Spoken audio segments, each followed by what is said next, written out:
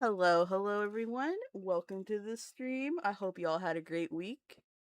We're going to be talking about Animorphs today, as per the title, and I've got some guests with me. Would you care to introduce yourselves?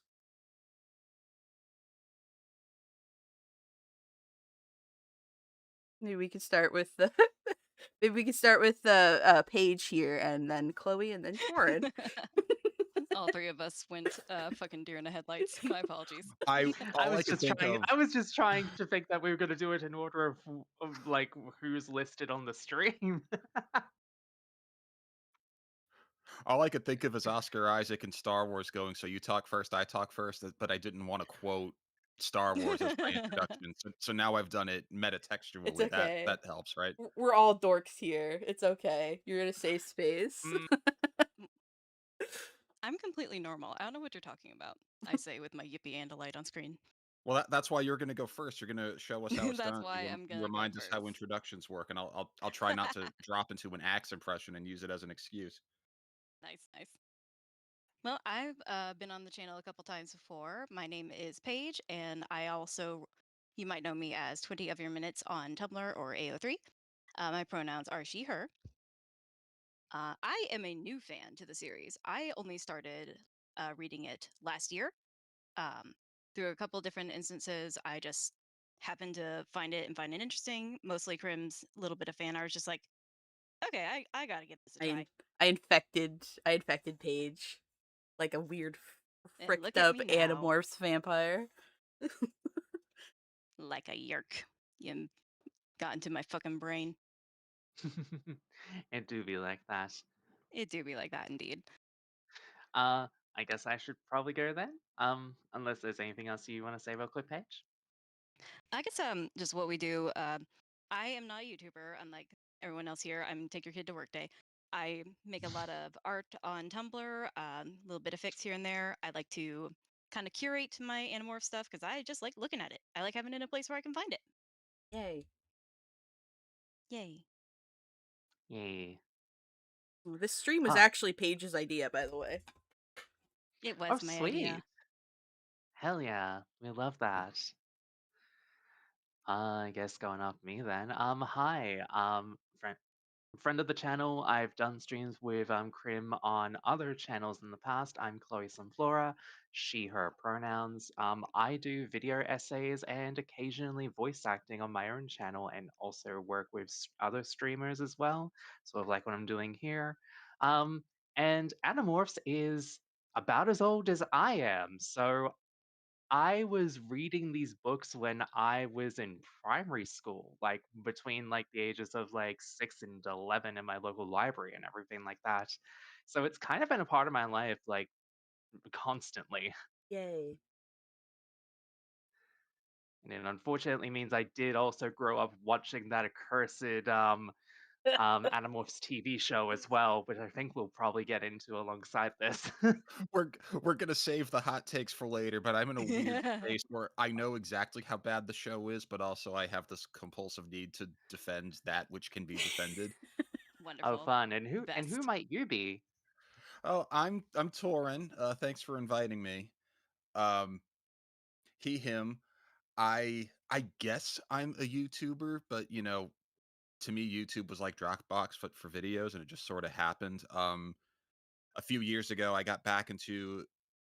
I'm going out of order. I apologize. You don't have Um, You're fine. there I is no discovered order. anim. You're good. No, there is an order. 1, 2, 3, 4, 5, 6, 7. Megamorphs 1, 8, 9, etc. Come on, there is definitely an order. Excuse you. You start with the Elements Chronicles because we're going Oh chronological. my god, get the Oh, frick out of here. Get out of we're here. coming in. We're coming in with the hot takes early. I all right. Ooh, Anthony, All Anthony in chat. Hi. Hi, Anthony. Hi, Ant. Love Hi to see there. you here. Ant is so Ant is our big YouTuber friend. The YouTubers on stream right now are whittle and tiny. So he graced us with our presence. With Nice. his presence? Never mind.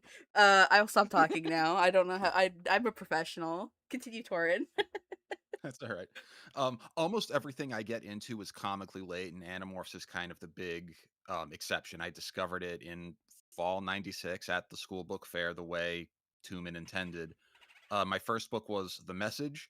I had no idea it was about aliens. I went, holy shit, aliens! So that made me intrigued to read more.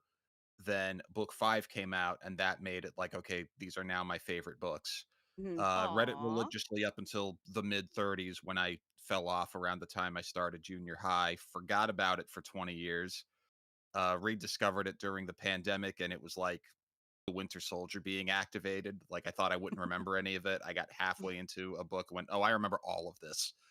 I didn't know where it went, but it just all came back. Um, the YouTube thing, I was making a lot of like memes and think pieces on Reddit. I did a few fanfics, which for better or worse, they're pretty much all one shots and they're all jokes. But then once I started having ideas where like either I can't write this out and expect someone to read it, or else I really need to explain it. Well, I guess I'm gonna do some video editing now, so here I am. I love that. That's awesome. Uh, and for those of you that don't know me, hi, I'm Krim. He, it pronouns.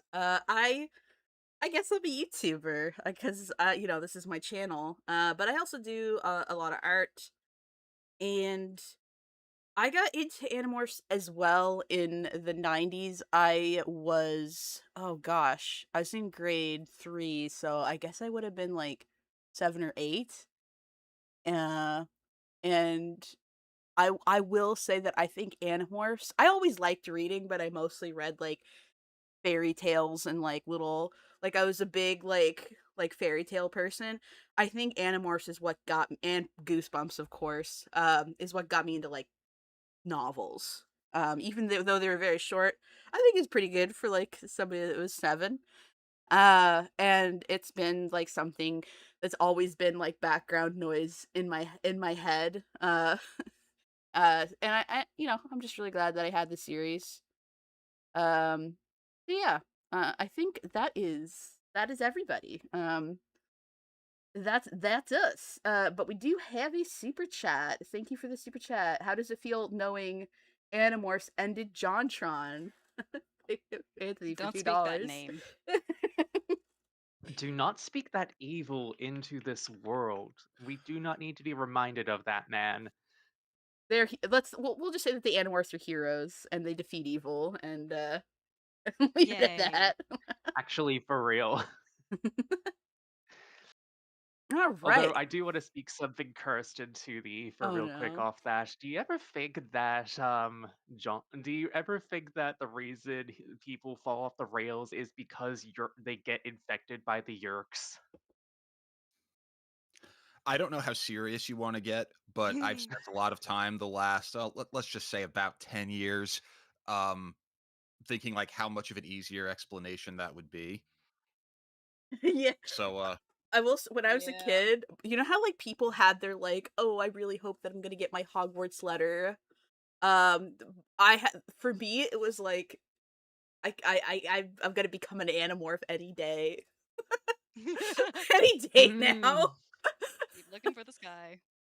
Looking for a sad alien dying. Exactly. I, I've tried Sometimes, where half a dozen. is my morphing cube? sometimes I would take weird routes home from school. I'm not even joking. Aw. Oh my god. Uh, Harry Potter did have me I'm not gonna like pretend that I never liked it, but Animorphs was my first love.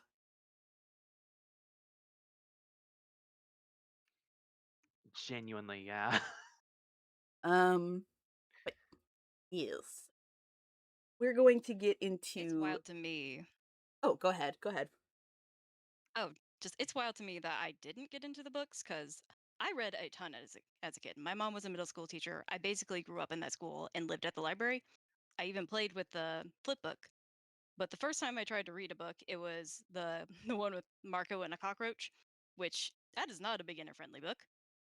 And his first morph was a fly, and I felt lied to. It's like, actually, fuck this. This is lying to me. I don't want to read this anymore for Uh, about 20 years. Now that goes into I think what would be a great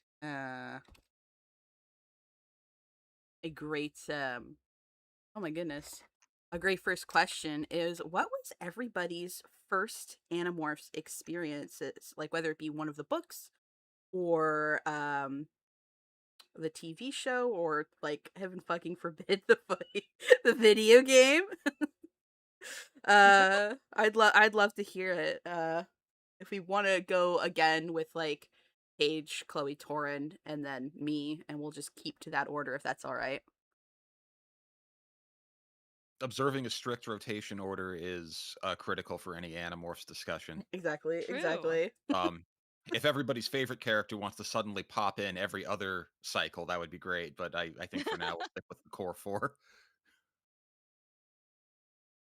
I think I kind of did it by Yeah, accident. I stole it. It was mine. it's okay because Torren kind of But mentioned it then, yeah. in his introduction, or no, Mm. Chloe did. Chloe, yeah. No, wait, no, it was Torren. Yeah. Yeah, What did yeah, I I say? was about to say no. I'm a professional. This is a professional stream. Don't even worry about it. Yeah, exactly, exactly. But yes, Paige, you said that your first one, it was the cockroach one. Which one was that again? That is the reunion. It is the one where Marco's mom is back again, Ah, causing trouble. yes. And Oh, again, like silly me is just like I remembered specifically talking about his mom drowning slug aliens and being like, okay, what's going on here? And then later he morphs into a fly and it's just like, what the fuck? I was promised a cockroach. Waiter, this is a fly. I was promised a cockroach. 0 stars. I'm gonna read something else. And then 20 years later, Crim infected me and got into the audiobooks, really loved them. And then I read the Andalite Chronicles, and I've never been the same since. Honestly, like I respect that. Andalite Chronicles are pretty great. They are very great. What about you, Chloe? What was your first Animorphs experience? my first Animorphs experience was finding the stranger in my primary school's library when I Mm-hmm. was like about 7 or 8. Taking that home with me because we had this thing in primary school where you go to the library like once a week after when you reach a certain grade and you take out like a book to take home with you for like getting better at reading. Mm-hmm. I found the stranger. I took that back with me, was hooked ever since, and I tried to find the start of it and worked my way back up to where I was because thankfully it was only like book 7, I think it was by that period of time, Mm-hmm. and then Yeah. went from there. Mm-hmm. Awesome. Well, and you, Torren? Needless to say, Oh, sorry. I'm sorry. needless to say we will get into characters later on, but for a hot minute until recently, Rachel was kind of a favorite of mine, Mm-hmm. and I kind of think back fondly and just go like, oh yeah, she's sort of where we started to learn gender. Awesome. Aw. That is a good gender. And what about you, Torren? Yeah, so I guess I messed up because I led with that with how I got Oh, into that's Animorphs. okay. So That's my okay. initial reading, I am pretty sure, and remember these are 30-year-old memories. I know it went 4-5, then I think it went 3-6-7 Megamorphs 1. And then something terrible happened. If I'm remembering this right, Megamorphs 1 came out right near the end of the school year, so I got it in from the book order. Then school ended, and you'd get the book orders a little bit earlier than they hit retail, and Animorphs Huh. wasn't quite on the once a month train yet. So I had to wait like 2.5 months until the Alien came out, which promised a view of Axe on the cover. And like there were barely any pictures on the internet at this point. There was no fan art. So like me waiting to see what Axe looked like was Aw. insane. I think in that gap is when I finally got 1 and 2 and I reread everything up till that point, and then it was just in order through the 30s. Which I mean, that, for a 2.5 year chunk of your childhood when you're starting at 9, that's a long time. It- I think that this, before we get into mine, I think this is a good time to segue into the fact that the cover art is extremely misleading. Um, For I which one specifically, or all of them? yes. For all of them. Okay. I think, like, because in every book, as soon as they describe, morphing, it's always like, "Yeah, it's not gradual, it's not smooth," and it's like, that is not what's depicted on the cover. Um, also, I'm one of those people, I'm sorry, I don't like how Andalites look on the covers of the books. Are you a no torso truther? I think that not quite. I think that they look too freaking ripped. I don't think they should look that ripped. I think they have a bit of a torso, but like I've always imagined that like the idea is that their torso is so kind of smooth looking that you could possibly mistake it for a neck because and I'm going to get into this when we continue on with our discussion. I But dropped the cover of the alien for visual aid if we want to. oh, yes. And I'm sorry, you're a what torso trooper? No torso truther.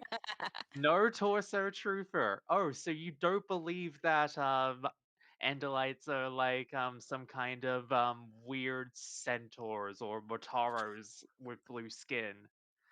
Yeah, Can I not drop a quick anecdote in here? sure. Go right ahead.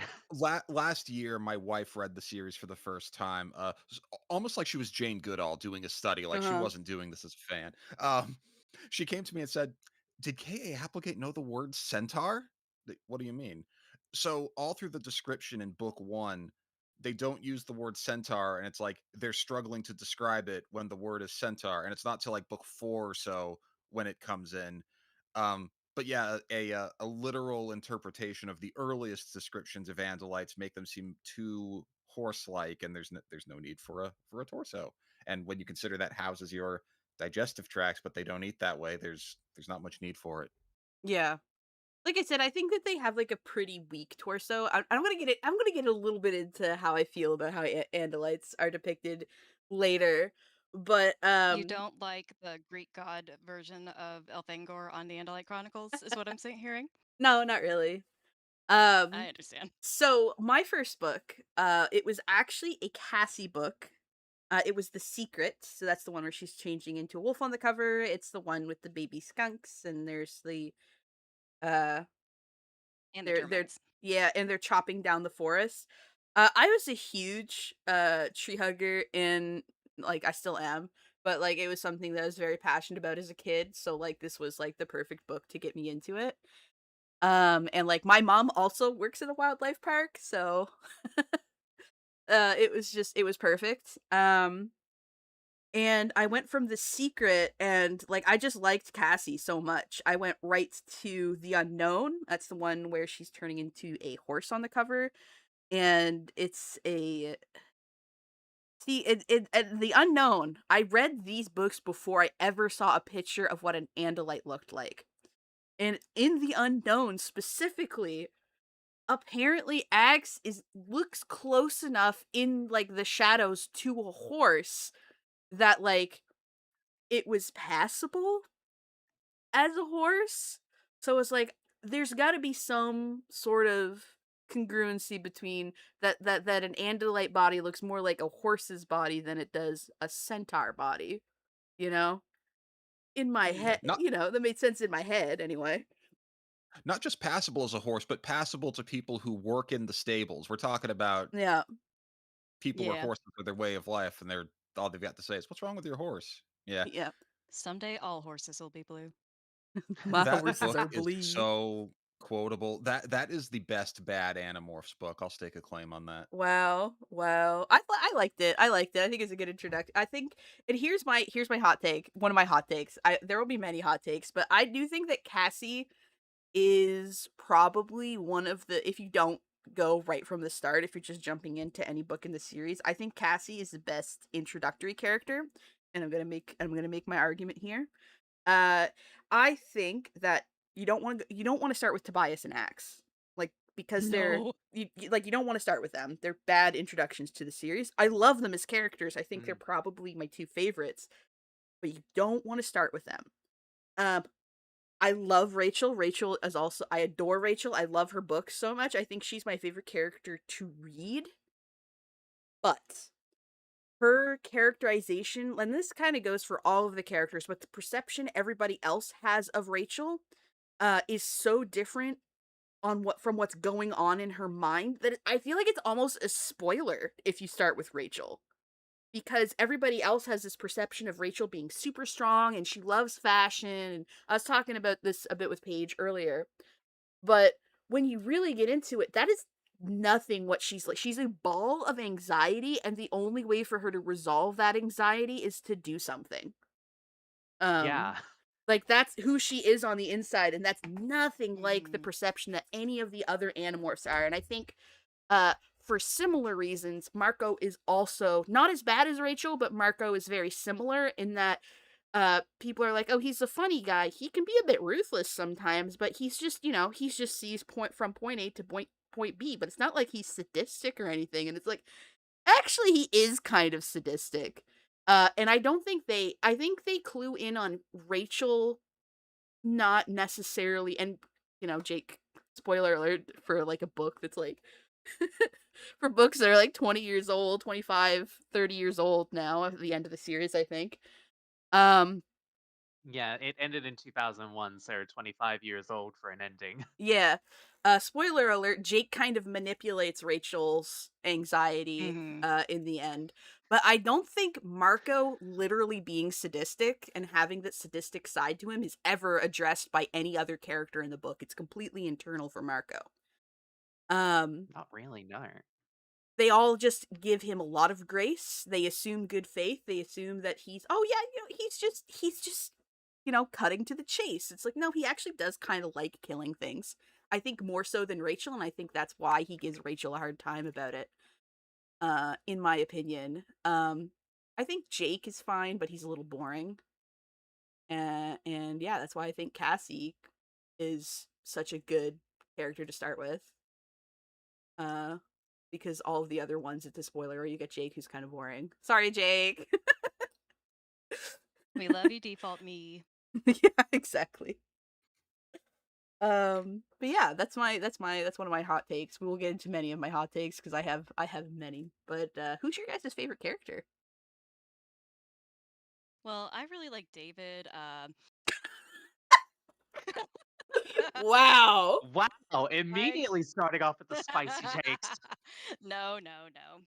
My baby girl is Elfangor. He's my favorite character. Okay, yeah. Okay, yeah. Yeah, I'm sorry. No, I'm not sorry because it was fantastic. What about 10 out you? of 10 delivery. What about you, Chloe? Who's your favorite character? Oh, well, I kind of made mention of one of them because it's a tie. Um, Rachel and Tobias are mine. Mm-hmm. Okay. Tobias, obvious reasons. I, again, we're gonna go back to gender a little bit, but being trapped in a body that you both feel a little bit interesting about, but still yearn for something else. Um, that is probably the closest I ever felt until I started actually engaging in transmedia with dysphoria with Mm-hmm. Tobias's whole thing. Mm-hmm. Rachel, just gender all the way. Also, we love and stan an action girly so goddamn much.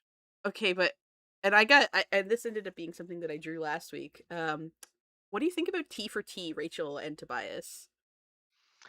Oh, I've never read that. I've never read that before, but now you put that in my head and yeah, I love that. I I love that so much. I do like trans girl Trans Rachel and trans guy Transmath Tobias? yeah.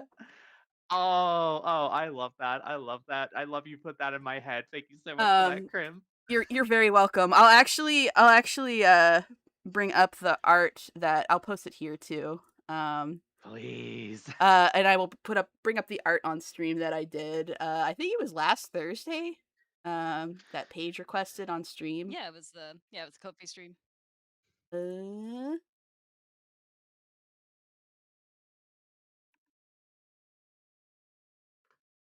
I'll just post the whole collage just because it's easier. It's easier for me.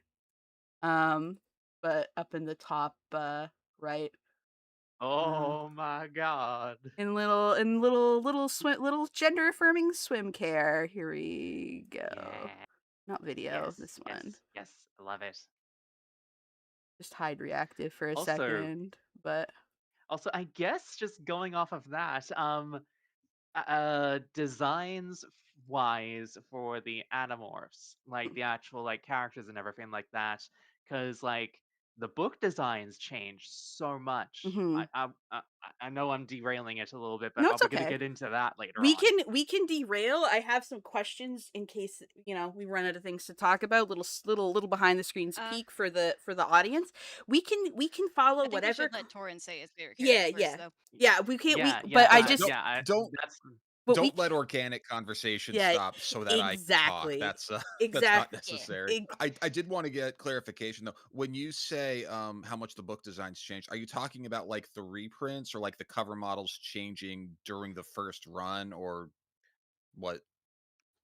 the cover model's changing over the course of the book series because Okay. obviously a bunch of them have to get replaced a little bit, Yeah. and also I'm also talking about like your opinions in regards to the book designs and how they've changed, as well as the actor's interpretation from the TV show, Mm-hmm. and I guess by extension the graphic novels interpretation of I've got character designs. I've got spicy opinions about the graphic novels, but we'll hold off on that one.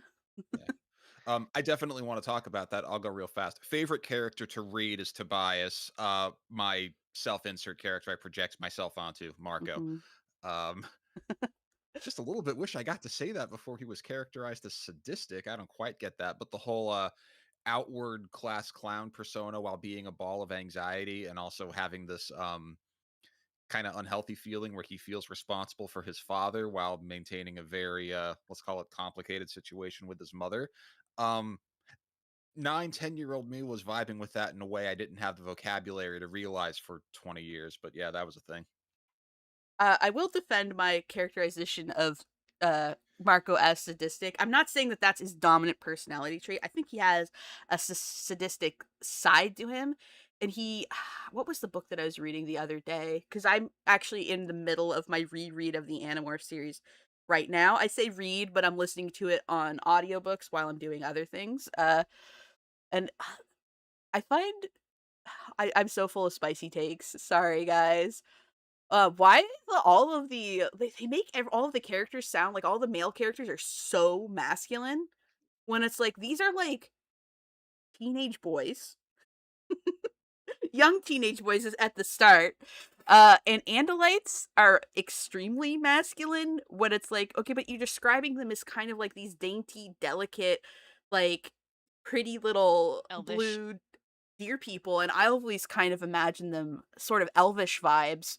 Like, again, I was talking to Paige because we talk about Animorphs a lot off stream. I think I Me brought up like Orlando Bloom, like Elijah as a Wood, Spellfinger, like Elijah Wood as Axe. Like not Dreamcast, that will never happen, but yeah, not necessarily androgynous, but softer, Not really the like, yes, my name is Elfangor. And it's like, why does he sound like a fucking like a fucking Bruce Willis type character? What the fuck? Um, Oh my god.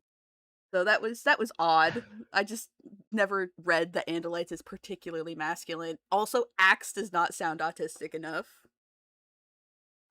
true. In Uh his own book, he does. But anyway, Tobias also is my favorite character. Has had a death Hell grip on me yeah, for a long let's go. time. Used to be Cassie. Like I said, I really was a tree hugger when I was a kid, and like the thing is that Cassie is also very gender non-conforming. Um, so I think that appealed to my tomboy sensibilities at the time, and then I just was like, okay, but what about Tobias? But I also think Cassie gets hated on way too much. We love Cassie in this house. Uh, Yeah, honestly. I don't think there's any Animorph character like any of the main cast that I dislike. I think, like I said, I think Jake is the most boring, but I don't even hate him that's like nitpicking, right? I still like Jake. I just think that he's not very interesting to read, personally speaking. But yeah. Like, I think he gets very interesting situations and like him being very dry, kind of dad humor era kind of stuff. But as a character in and of himself, he is default me, like you say. We read Mm. Jake books for the plot. We read the Yeah. other books for their commentary and reaction to the plot. Yep. Um I do really like McLeod Andrews as Jake though. I think he might be my him and Rachel's voice actor. And Leolette. Yeah. Yep. I think they're the best performed books. Yeah, I'm there with you on both of them. McLeod Andrews, I think, is the best voice actor, but the best Yeah. individual character performance is Emily Ellett. She even makes the bad books like okay. Yeah. Yep. Like that's I a miracle.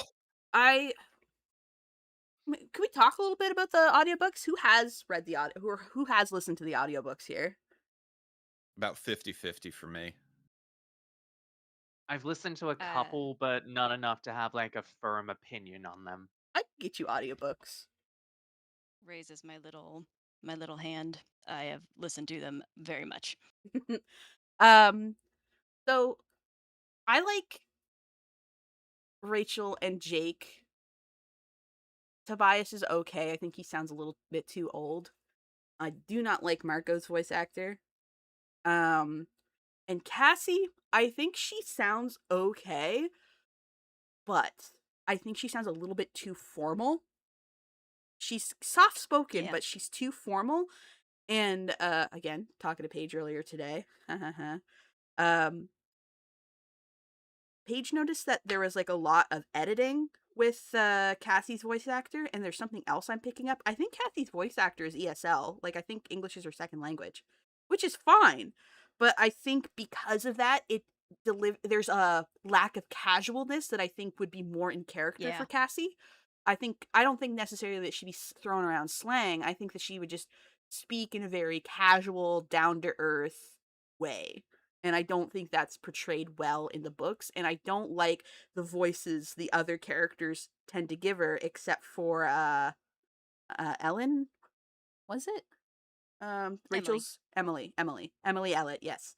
Except for Emily Ellett, who I think is like, if there was like a dream cast for Animorphs voice acting work, I think I would still put Emily as the voice actor for Rachel because she does such a good job. I think that if you haven't heard it, Chloe, I think you'd really, really fuck with it. Also, I think I might have to get around to listening to it. yeah, I'll hook you up. I'll hook you up. Also, Torren, we've never streamed together before, brother. I hope I am not cursing too much for you. I curse like Oh a no. sailor. I don't know where this came from. I swear all the time, Okay, and I cool. like in some of my YouTube stuff, I kept it sort of PG-13. I've officially done one F-bomb, and I'll repeat it. I said fuck ice in an Animorphs video. I'll say that all day, Epic. every day. But no, say whatever you Epic. want. I'm Torren, fine. so basically, Torren, you're saying you can indeed say fuck. Oh Perfect. yeah. Yeah, I just am self-conscious about it, cause I am from a region that is known to curse like sailors, because we are descended from sailors. And like there have been times when I have like interacted with other people and like other creatives where I'm like, man, I've got a potty mouth. So like, and I did not clear this with Torren. I did not give him a heads up. First time streaming, I don't think he really watches my content, so it's like, uh-oh. uh, okay, I just cool. remembered I the did. interaction where Torrin thought that I was saying that I was in the fourth grade. I was like, wait, I swear too much. It's like, no, I'm 30. You're fine. There's a very long list of embarrassing misreads from me in that Discord. I'm so sorry. I want to blame ADD, but I don't have a diagnosis for that. But yeah, I keep on doing that. But no, I was just thinking about some of the stuff we were talking about, and then I'm like, wait, are you 9? How did that happen? Yeah, Good. this is Any follow? yeah. Anyway, Nah, it was Um, really funny. real fast about the audiobooks. In spite of some of the flawed performances, I just want to say, as an Animorphs fan for so long, we've seen them reprint the series twice and they Yeah. don't finish. The TV show wasn't very good. The graphic novels have Yeah. some That flaws was and they didn't finish. I just want to say on record, the amazing. audiobooks are a miracle. The fact that they They got got through the whole consistent thing. narrators. They The- finished the series. They did rotating POV for the Megamorphs. So actually, on the off chance anyone listens to this and they're curious, but like you're not going to dig up these books from the 90s and be seen reading them in your workplace or whatever, just do the audiobooks. And it varies a lot, but I advocate for this all the time. A lot of American public library systems actually have them. Digest the series like it was a podcast, and that's the way I'd actually recommend people yes. engage with Animorphs now if they're just starting. Mhm. Those audiobooks are a miracle. Now, I have found a little bit of a segue to plugs of a project that is very near and dear to my heart. The Real Green Queen asks, I've actually read the graphic novels. Or sorry, I'm reading the wrong message. What Discord? Professional.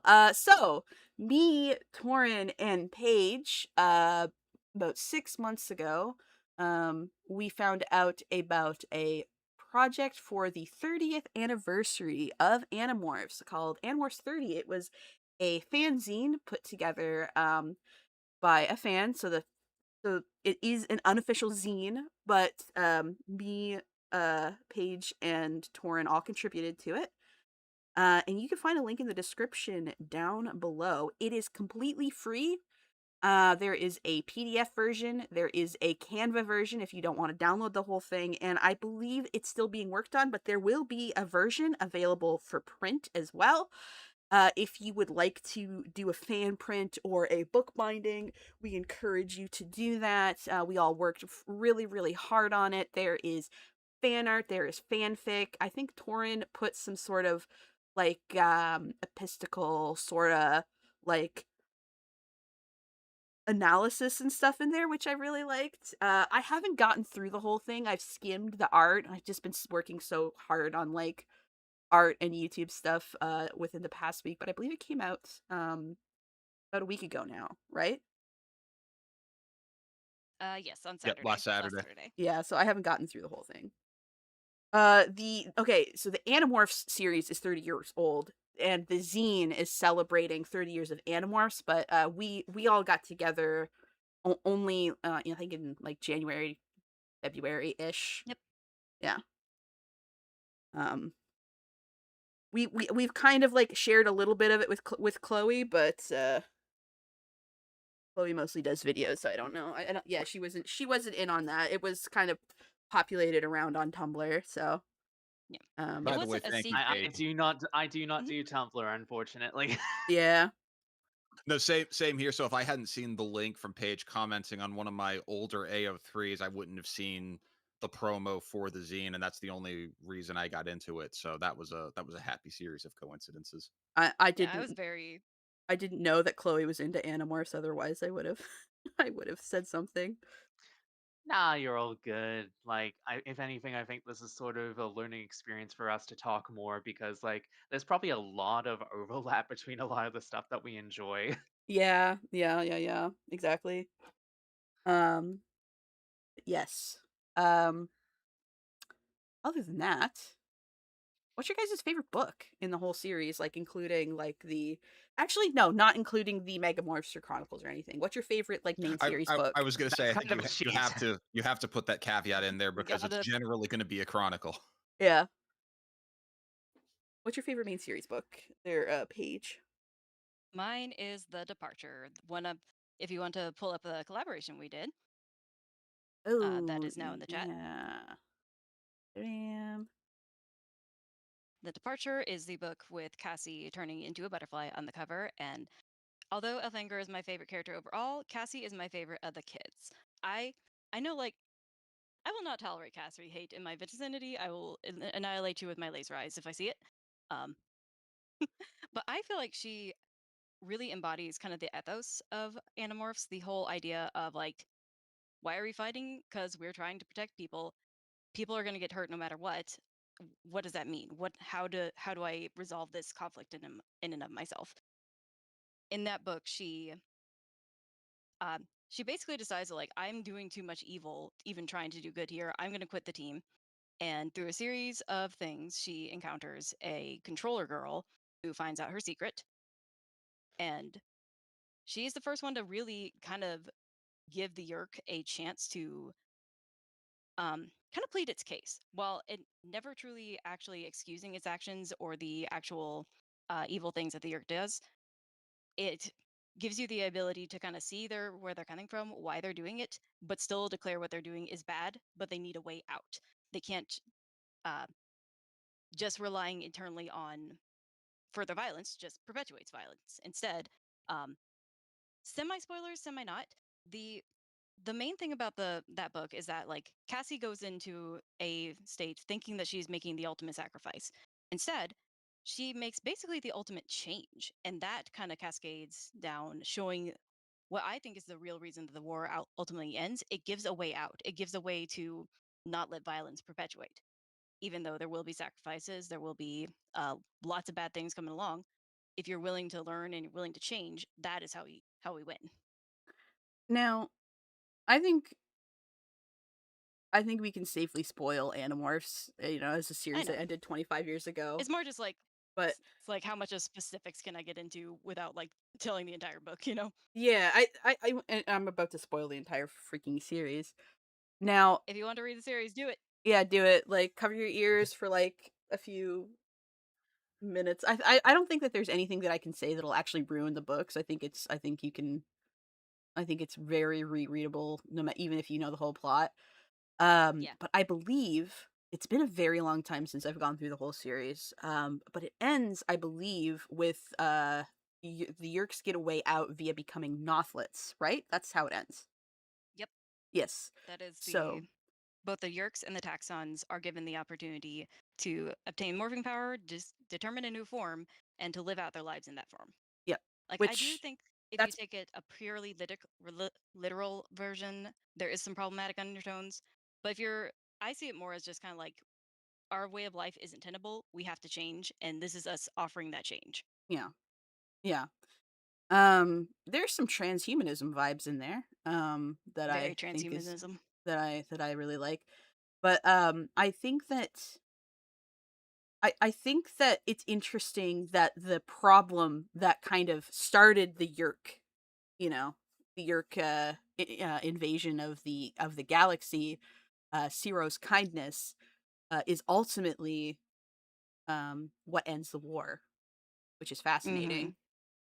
Yeah. Um, yeah. And I feel like that kind of has a through line through Elfanger's sacrifice of kind of like, I know it is the idea of like kind of pulling the kids into the war, but my hot take, the war was happening anyway. Leaving them defenseless was just as cruel, Hmm. and giving them a chance to fight back and determine for themselves was the best thing he could have done, assuming that he was for sure going to die. And instead, like, that gave the out for humanity to kind of determine its own fate and to uh, yeah, to basically, yeah, giving them the power to determine their own fate and to be empowered for themselves rather than having to rely on Andalite kindness, which is always too few and too late. Yeah.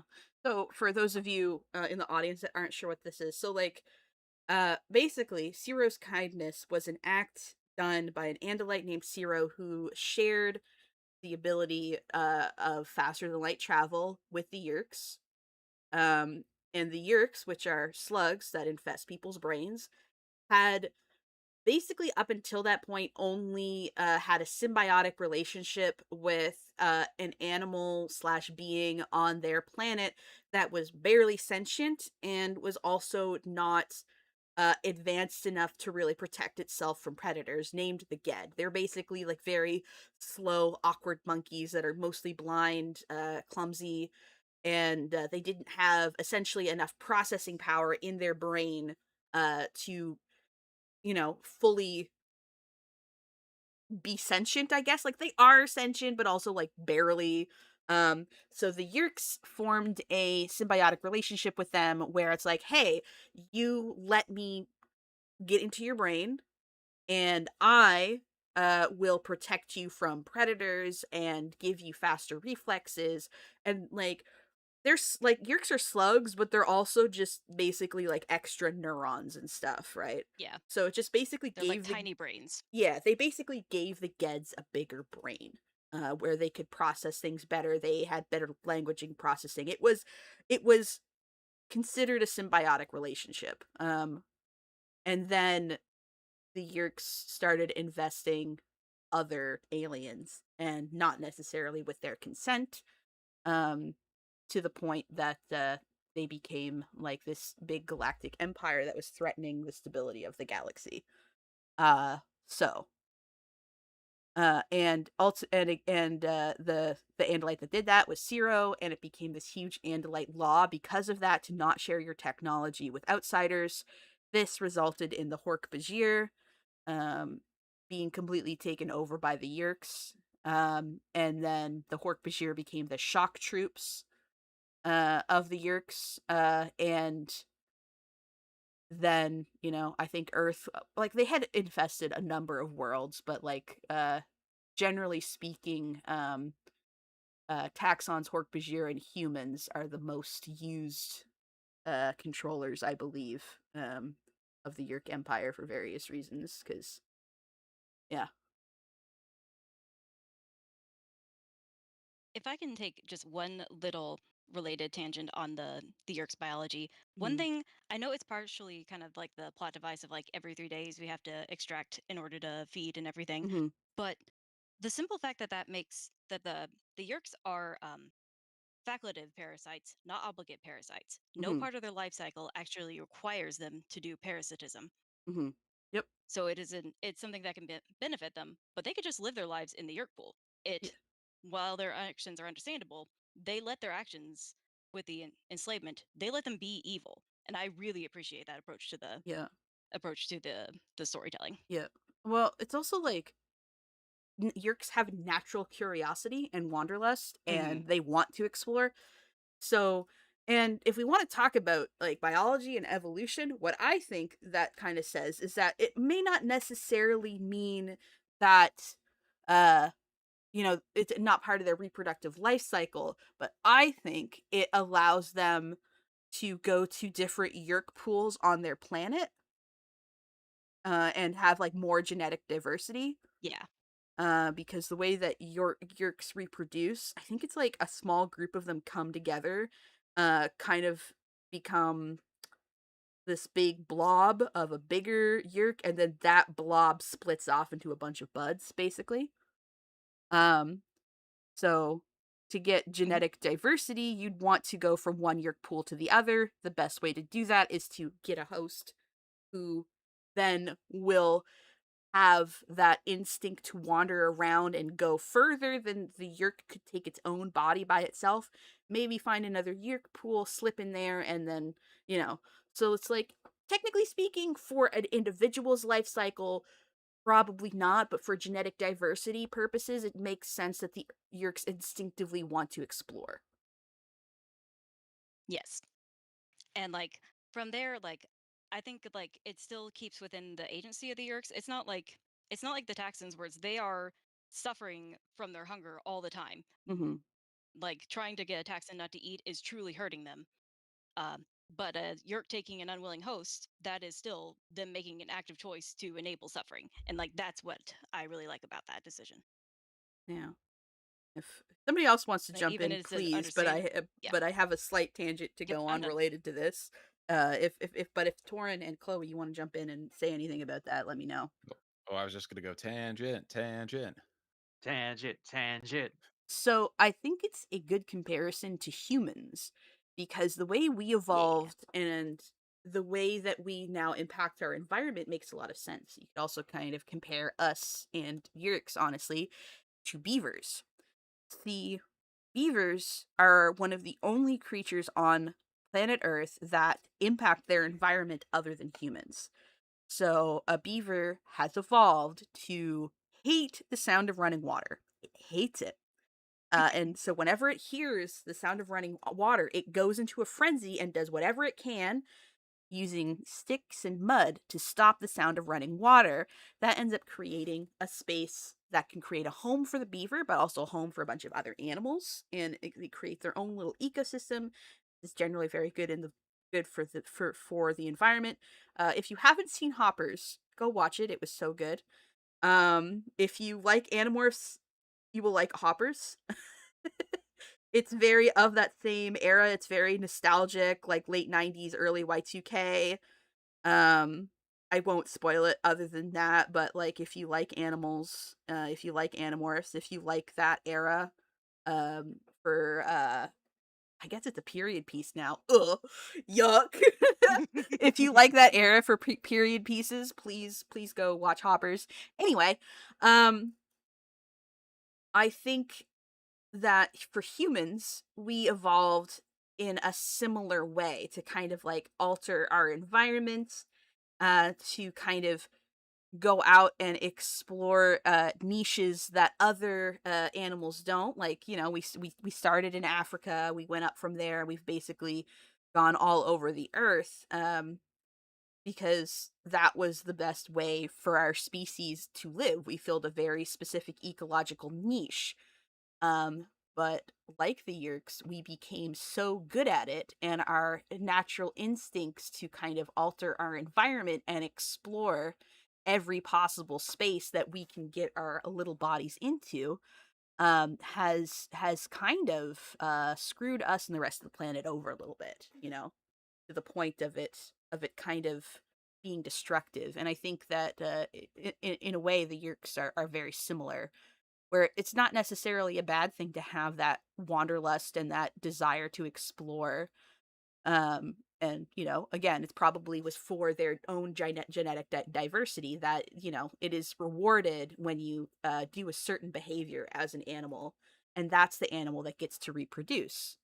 um you know, same with humans. The humans that get to reproduce are the ones that get out there and explore and create an environment with which they can be very successful. um but you know, the things that make us able to survive if we are too successful can also cause us to be too destructive to the environment around us. And I think that's considering the themes of the book, I think that's very appropriate. You took my point and elevated it. Muy bueno, muy bueno. I'm a science nerd, what can I say? um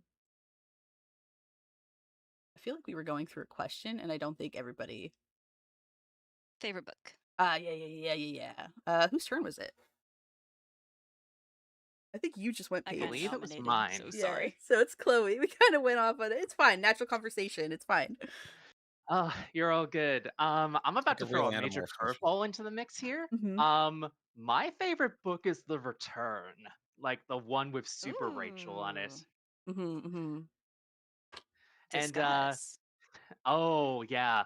Um this was actually the book that kind of sold me as Rachel being my favorite, one of my faves, because holy fucking shit, it kind of is it is pretty much like the argument I make when I say that Rachel is the most important character in Animorphs, Hmm. or one of the most important characters in Animorphs, because most of the bigger moments in it kind of revolve around a lot of her conflicts with certain elements within the series. Hmm. And one of the bigger ones I feel is the most important, and kind of is a big focus point of foreshadowing a little bit, is her entire sort of feud with the Cryak.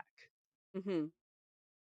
And this being sort of the final time we ever see the Cryak, um, and the way that the Cryak basically has this feud over the entire series up till the near end of it, and the fact this being essentially just goes, hey, what if you could have all of this power, you could pretty much be like the leader of the Animorphs if you really wanted to. All you have to do is kill Jake. That's all you gotta do, Hmm. because like the Cryak fucking hates Jake for some reason, and honestly has full on reason to hate Jake. Jake Jake does so much bullshit, and he kind of fucking deserves the hate that he gets from the Cryak, honestly. But like, the fact that the Cryak decided, yeah, I'm just gonna manipulate this like really like brash, emotionally drawn teenager into trying to kill one of the people that she's kind of torn between by the end of the series, and pretty much go, hey, you could be the leader. You have all of these elements to be the leader of the Animorphs. Fuck Jake. You just gotta kill him, and you could be the leader of the Animorphs. You could pretty much end this war without any senseless killing. You just have to kill one of the people that you love the most. Yeah. And the way that it's sort of just the writing in it as well, because like it's dreams within dreams, and the Cryak is basically just manipulating Rachel through these dreams within dreams to kind of just get her to this point. And you're not certain by the end of it what the fuck is actually happening, if what is happening is still within the dream or the stuff with David is real. Because yeah, David comes back for the final time, and it's really fucked up. Like, it's one of my favorite books to like read in terms of like plot, in terms of Rachel as a point of view, and in terms of like how it portrays the entire like journey that it goes through, the entire like from beginning to end. You're not sure what has happened. You're not sure if David is dead, because like infamously the book ends with like Rachel like holding Rat David in her hands, and not being and seeing like a shard of a mirror, and she just like breaks down crying, and then it ends. You're not sure what's gonna happen, but the implication is that David has been fucking killed by Rachel. Mm, yeah. Poor Rachel. Yeah, Baby girl. yeah, unfortunately. But also like it's just like it's kind of true in a sense. Rachel in another timeline could have easily been the leader of the Animorphs if Jake was either a completely different person or wasn't there at all. Well, But she that does is, she does kind of take up yeah, leadership positions whenever Jake is kind of unable to. Automatically, and everybody listens to her. yeah. But there is that sort of just like, I don't know, everybody thinks that she's too emotionally charged or too like to Xena. Like, I know she gets called Xena Warrior Princess a lot in the series, but like, yeah, like there's a sort of misogyny about it in the terms of like how everybody sees Jake as the leader when like Rachel is right there. Yeah. Yeah. That's oh, that's something that I'd love to get into, but There's we're there's gonna a save that. there's a not strictly textually supported take around Jake's leadership, but it seems to have a lot of people seem to be basically kind of inserting it into the fandom. So Jake is blatantly unprepared, and it's weird how he's just kind of like universally declared the leader. I really like the interpretation of Jake as a fall guy. He's Ooh. that bland default new Ooh. white guy character. I like the idea that Jake is the leader specifically because he's going to absorb the okay, whose fault is it? Yeah, because like you see that from like a couple other characters don't it's more like I don't want to be responsible for this. Cassie's really bad about it. Um, it's just that Jake looks like he's the responsible guy that can just accept the responsibility and not have the big feelings about it. He doesn't really want to be leader. Um, and they all say that like, oh, that's a good thing. But I think that like, as somebody that's done a lot of leadership training, a good leader is somebody that is willing to step up, comfortable with taking responsibility, but can also delegate when they have to. I don't think Jake really has much of those qualities, to be honest with you. I think, yeah, that's an interesting interpretation. I can kind of see it. Yeah. I don't want to get way, way, way off topic, but that's on my ever growing list of things a TV show would need to get right, and Hmm. I don't think they will. Like Jake as Yeah. being woefully unprepared and unqualified for this. Yeah. That's something that I'd like to see a characterization of in an ideal world. Hmm. I And think the thing that like kind of gives Jake his edge there is that he's good at being decisive and sticking with his decisions, even when he doesn't feel like he should. And, like that's something they are all desperate for. Of just like give us yeah. some direction, pretty please. We're begging. And what about you, Torren? What is your favorite book? Yeah. So just on the off chance somebody points it out, in the zine in one of the columns where they publish survey results, I guess I'm on record saying it's The Change. So I love that book. I metagamed it a little bit because I felt like people were going to take The Departure and The Solution, which I think are the two main series entries that have the most literary merit. But I'm going to be mercurial at the last minute. It's actually The Decision, the Hmm. second Acts book. That's like the Ooh. culmination of all the continuity from the first 17 books all comes together. I remember when I read that as a kid, it's like the most epic feeling book.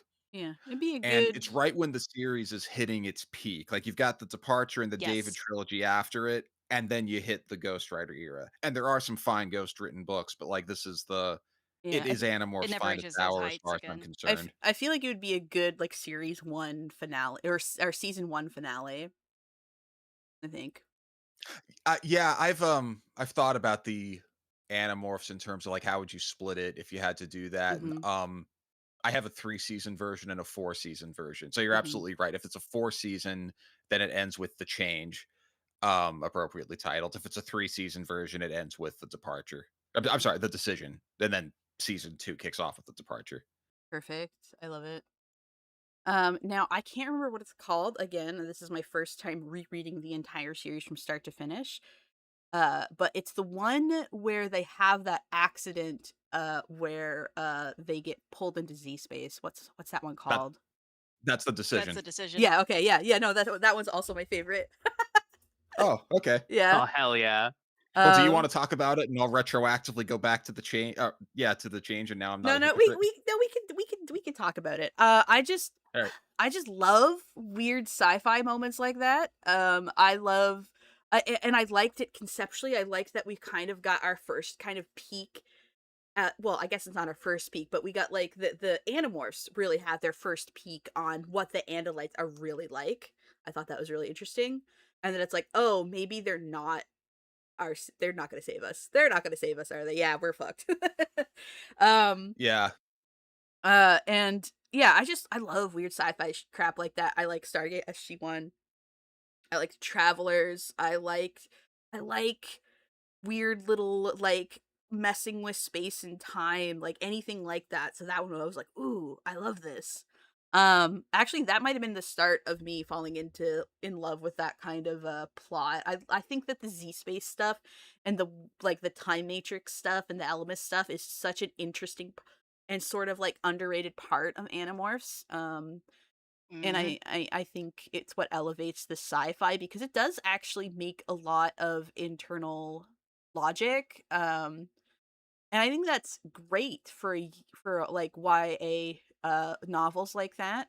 Unlike certain other YA not we are going to be talking about Harry Potter at some point. I just know it. But I think that that's one of the ways in which Animorphs dances all over J.K. Rowling's Mold. yeah, yeah, sure, mold. I was gonna say grave, but she's still alive, unfortunately.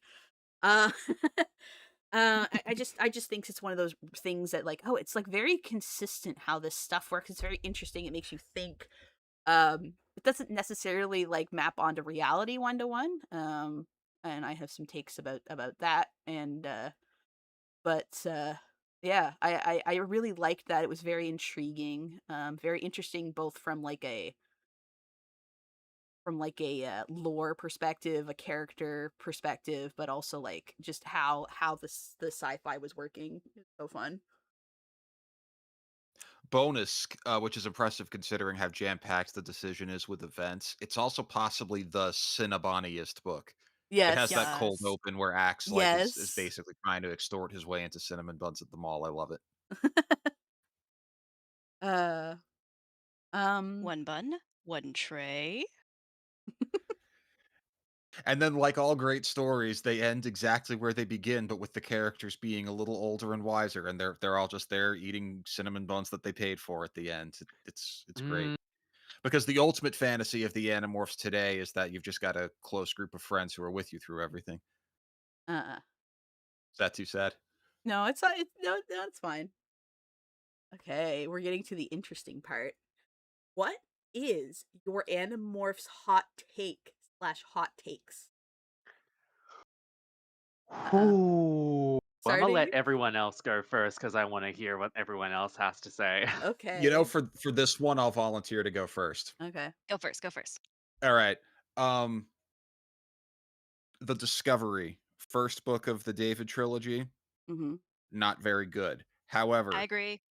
39 and 44, though that's a cat that's Cassie morphing into the buffalo, the hidden, and the unexpected, Cassie morphing into the kangaroo set in Australia. Those are both frequently thrown out as candidates for worst book in the series. They are both fine, actually. Not important, but fine. Mm-hmm. I 1000% agree. That was going to Well, be that my hot take.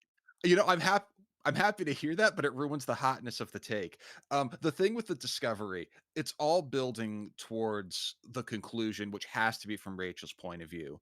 And Hmm. Jake has to carry Act 2, and that's, I think, the best book that actually lends itself to Jake's characterization. Like, for whatever makes him boring in the other books, this is where he's essential.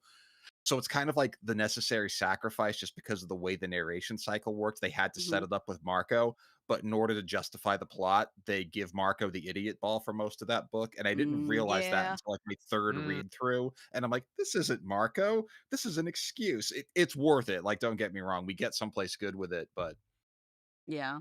especially because people, when they talk about the best of the series, they like to lump the David trilogy in as one book. And I'm like, well, actually, it's yeah, better to no, end strong no. than begin strong, and it has kind of a weak beginning. But also, these Cassie books that you keep ragging on, they're fine. Yeah. I don't get the All right, Cassie hate. I think, and that goes into my hot I take. If I could, oh, please. uh, I again, I adore Cassie. She was my first favorite character from the series, and I just love her. Um, I think, and I realize I think I'm the only I think I'm the only person of color on stream, but it's okay. I think as a black character, she leaves a lot to be desired. I am not saying that K.A. Applegate is racist. I do not think about that. I do not think that, but I think it's very much, especially these days, showing it's the seams of it of her being a black character written by a white woman. And I'm going to say why. Now, I'm not black. I'm a non-black person of color, so I have spoken about this specifically a lot with some of my friends who are black, but I think where we can start, and I think which is one of the most evidentiary parts of this, is there is no way that Cassie, whose parents are hippies, who is a self-described hippie herself at times, who is like the 90s equivalent of a social justice warrior. Oh, Paige died. I killed her. Having an audio issue. She'll be right back. Okay, she's heard this take before. There is no way that Cassie, being the character that she is, caring about human rights, there's no way that she would not have an opinion and be very passionate about the natural hair movement. There is no way. And I know back then in that time that white people weren't as like clued in on what was happening on the internal side of black culture, but like that was like a big thing in the 90s. And I think that making her have like that like really short hair throughout the books, I think that was a bad decision. um, I think that she could have been given locks, I think would have been the best option because those are very practical and easy to manage and you can kind of pull them back and they're out of the way and they're not bothering you. But I do think that Cassie would absolutely be into the natural hair movement, and I think that it would be something that she really cared about outside of her being into animals and like the Animorph stuff. That's just what makes sense to me. Like she is a black girl with two black parents, I believe. It she would she would be into that side of it, and I think that is not only like a major flaw, I think, of the books. Um, I think that if you look at some of the Cassie books, you can also see they've done this weird little trick where the model that they have, they've cropped around her head to make it look like she has short hair. But I think in pretty much all of the books that she's on the cover for, she doesn't like the model doesn't have short hair. She has, I think she sometimes has locks, she sometimes has other, but it's longer hair that's been kind of put up, and like in Photoshop the length of her hair has been cut out so that it looks like she has short hair, but she does not have the model doesn't have short hair in a lot of the covers. And Her in the first book was oh, sorry. yeah, and in the TV series, the girl who plays her, who is light skinned, and like there are problems with that. Um, she also doesn't have short hair, which I think was the good. That was a good decision to make, and it disheartens me that they again went with a safe buzzed haircut in the graphic novels, because I don't think it's in character for her to have buzzed hair. I think it's very out of character, but I don't think there was any way for Applegate to have known that without having um basically a sensitivity reader that is black, that is really in touch with black culture and the kind of person that Cassie is. I don't think there was any way for people to really know that, you know? So I don't hold it against Applegate, but I wish in later adaptations that we saw a natural hair Cassie. Um and I just think that in so many visual depictions of black people back in the 90s and the 80s, you either had like they were wearing like a wig, or they had their hair pressed, or they had it buzzed, especially women. So you didn't often see like froze and just natural curls and any kind of like textured hairstyle in a lot of mainstream media that featured black people. Uh, so it makes sense that she kind of wrote what she saw, but I wish that more recent adaptations addressed that. And that is my hot take. And I think like I said, I think that this extends a little bit to other aspects, especially around Cassie, of her characterization. And like again, it's not like like Applegate hides that she's black. It's mentioned in the first book, the very first time that she is described, as well as Marco very frequently described that he's also not white. We know that from the get go. It's mentioned very frequently in the books that Cassie is black and Marco is mixed race, I believe Mexican or Hispanic, also has brown skin. They don't hide from that. But I think that the characterization and the their background, I think it's mentioned a couple times that some of Marco's family speaks Spanish, but it doesn't really come up very often. I don't think Cassie ever really wrestles with racism at all, or with like black culture at all. And yeah, it's a shame. Yeah, it's weird and also telling. The one instance of on-page racism in the book that I could remember is when they're in an alternate reality that's explicitly fascist, but in the Mhm. default reality, it's like not even a thing. Mhm. For Marco, I just happen to know this specifically because I went looking for it once. They never give a country of origin, and they just say Hispanic. They never use the word Latino or Chicano or any of that. Um, and yeah, it's supposed to be his mom's side. We Mhm. know his mom immigrated from an unnamed Spanish-speaking country, as did his grandmother.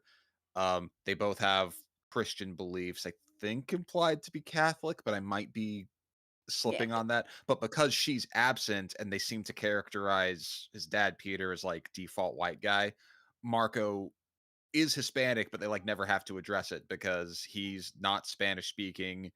His maternal side of the family is largely not in the picture, and he's being raised by a coded white guy. Yeah. So I yeah, I mean, get what you're saying. Both Catherine and Michael are white, and they seems to be writing from just their perspective.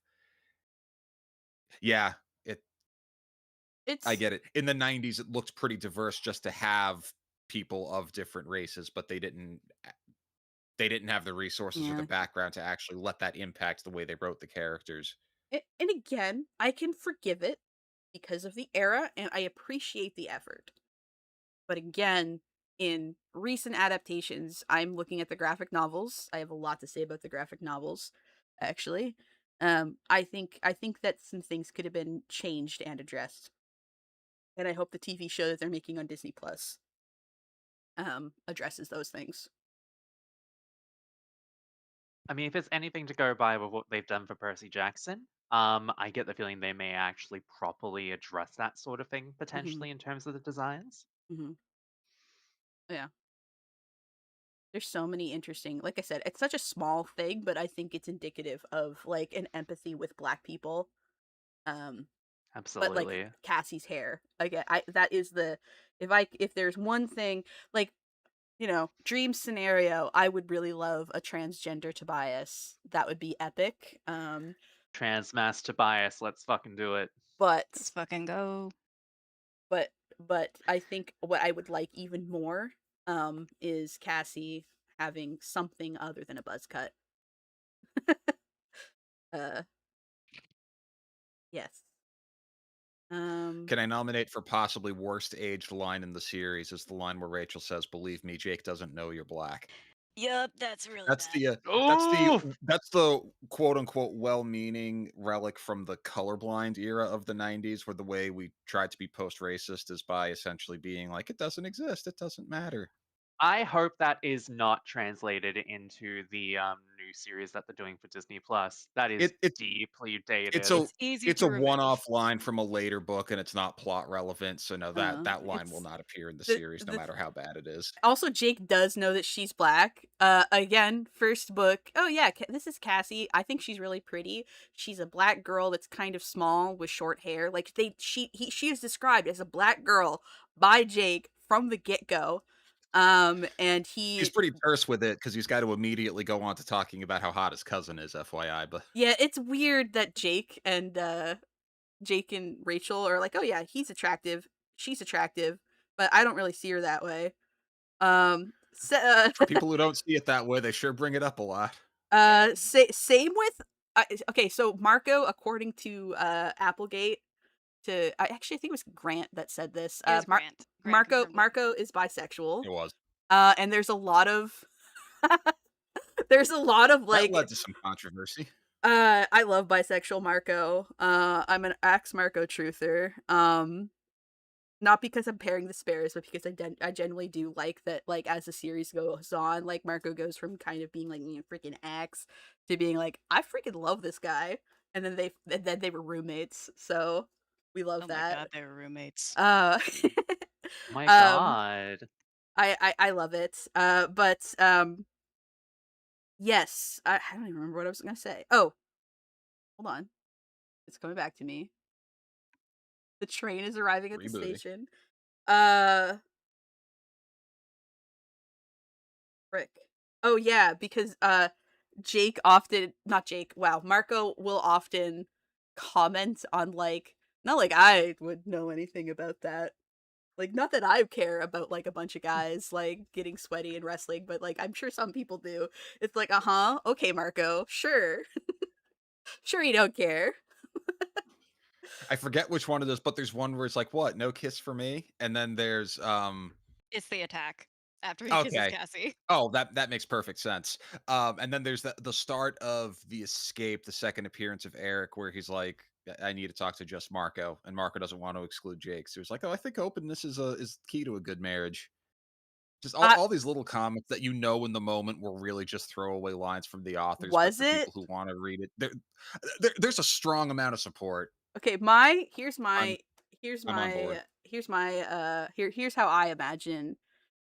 I think that he didn't really like was fully aware of it because I don't think that Marco's would not be fully cognizant of his bisexuality. Not in the 90s, not a, like a clown type. But I think that like Jake was his first crush and he had to come to term. He didn't like again, he didn't consciously understand that. Uh and Jake is straight. Of course he's straight. That's the most heterosexual man I've ever seen in my life. But you know how, like, sometimes bi guys will, like, get a crush on their best friend? And then they're like, "Okay, you can have a girlfriend, I guess. That's fine. But if you have a guy friend that you're closer with than me, forget about it." And I think that's one of the reasons he's hostile to Tobias early on, because it's like very much like the Marco, you're the most jealous guy that I know. You know other guys, kind of a thing. Where it's like, yeah, okay, Cassie's a girl and you like girls, so you can, like, you liking Cassie more than me is fine, but the concept of Jake liking Tobias more than him, I think he does not like that. I think he doesn't like that at all. Um, Put that wet cat you found back in the toilet. I'm yeah, your guy friend. yeah. Okay, see, I love this. As a straight guy, that's the kind of stuff that probably would have never occurred to me. But actually, yeah, in the very early series, Marco does seem to have this unexplained animosity towards Tobias. I would have never thought to interpret it in those terms. Mhm. Mhm. Um, our token straight guy. Yes. I love bisexual Marco. Yippee, let's go. Hot take. Who hasn't done their hot take? I know Chloe hasn't. She's been vibrating, I think. I haven't. Who has also not done their hot take yet? I guess me and Torren had the same one, but I have a different one if need be. But Chloe, if you want to go, go girl. Oh, well, I kind of have. When we're talking about the Ghost Rider era, so many people love, like, I know that we talked about it beforehand with a lot of books that a lot of people kind of shit on a lot, um, and that are actually pretty good. I have one that I don't think gets brought up a lot that I actually think is kind of the worst of the Ghost Rider era, The Mm. Extreme. What one's that? It's Polar the bear. one with it's the one with Marco turning into a polar bear. Mm. Apparently, it was the first one that was that was ghost written, and you can absolutely tell it was the first one it was ghost written as, because it is not good in my opinion. Chloe, may I yes and that? I don't want to Yeah, jump in, but I got to comment on yeah, that. go right ahead. So this is something I picked up on one of the rereads, and we kind of referenced this earlier. A lot of the characters, there's two versions of them in a good sense, based on whether they're narrating or not. So, like, for example, Battle Girl Rachel is everybody else's perception, but she's actually terrified. There's funny guy Marco, but that's not narrator Marco. And I think the biggest issue, the extreme, is narrated by funny guy Marco. So Mm-hmm. essentially, it's not Marco anymore. Mm-hmm. Yeah. It's also Yes, got a actually, credibility that is the problem. biggest problem. That is actually my biggest Yep. problem with the extreme, is that it's the POV is the wrong version of Marco. Mm-hmm. Yeah. And considering, like, the first thing they've got to do is Trojan horse themselves onto the Blade ship. Marco's the only human who's been on the Blade ship before. You don't ever want to go there. And then this book comes around. Hey, sorry your date didn't go well. I'm a robot. Can you guys sneak onto the Blade ship? And their response is, yep, that sounds like a great way to get the plot in motion. Let's do it. It's like, I wouldn't call it the worst, but right away, and I mean, like, I don't even want to blame the ghost either, because try to think about, from their point of view, what they were stepping into to write this stuff. They don't have the tools they need to do it right. Yeah, yeah. I Yeah, like, think immediately you can tell, like, these characters have been compromised. I think that, like, and let's talk about for a second. Let's get a little bit meta. Let's talk about Scholastic and ghostwriting and their weird fucking contracts that I hate, because Goosebumps also had this issue, and I think Goosebumps as a series really suffered a heavy blow. So, I'm a big Goosebumps fan, as well, as I mentioned earlier. But for those of you that don't know, R.L. Stein was not supposed to have ghostwriters, and he did have ghostwriters. He broke his contract because he could not keep up with the demand that Scholastic had of, like, one book per month. Like, that's a lot, even for books as short as Goosebumps and Animorphs. And I think that if Grant and Catherine had been given more time, I don't think we would have gotten the ghostwritten books in the way that we did. And I think that there's other problems, like with having the consistent character rotation. I don't think we necessarily Yeah. needed that, but they wanted it, you know, for marketing reasons. And I think when that interferes with how you write your books, I think that's a problem. Um, I do like that there is rotating narrators, but I think that if you're enforcing an order and sacrificing the storytelling, I think that's bad. I think it's okay to have ghostwriters, but if you're sacrificing storytelling because you just need to keep up with a schedule, that's also bad. And I think that Animorph suffered that in similar ways to Goosebumps, but instead of like because Goosebumps is an anthology, I think that it's more forgivable, right? But they definitely suffered more from like, oh, you broke your contract, therefore, like, you're in big trouble, Mr. Stein. I don't think Animorphs, I don't think Applegate um ever got in trouble. Um, but I think that it did affect the quality of the books, unfortunately. They My credited their understanding. You go ahead. ghostwriters, so I mean, I don't think they're Yeah, they weren't. somehow it must have been worked in where it was allowable in the contract, unlike with Stein. Yeah, but yeah, Scholastic is a little bit hard ass for as far as Bit publishers go. fucky wucky about it, honestly. Hmm. Um, But yeah, that was my major hot take that The Extreme is actually the worst ghost written book of that era, and it's got so many problems. And the biggest, and again, like we made mention, one of the biggest ones is the POV is the worst version of Marco, and it's just like the entire situation that they're in. God, oh, there's an entire rant I could go on with that one, but I'm gonna leave it at that. um, yeah, there's just some disappointing moments like that. Um, I also think I never actually defended my sadistic Marco interpretation. But the one where where Marco becomes a shark and then he just kind of gives into the shark because he's having fun and he like, oh yeah, I or was it a shark or was it a spider? I think it was a spider. Yeah, he becomes a spider and he's just like, hey, I can control the morph, but I am having fun hunting. And I kind of like it. I like the idea of being able to kill something as easily as a spider can. And like Axe, because like, what are you doing? And it's like, oh, I guess I lost control of the morph. And Axe is like, we're in the same morph and the instincts aren't that strong. And Marco's just like, yeah, well, you know. And I think that's like one of the peaks that we get that Marco does have a bit of a sadistic streak in that he wants to cause some damage and he wants to get in there and rip some things apart. Um, yeah. That was sorry Um, because I remember I didn't actually defend that to you there, Torren. Sorry. you don't need to. In the escape, that's the one where they acquire the hammerhead sharks.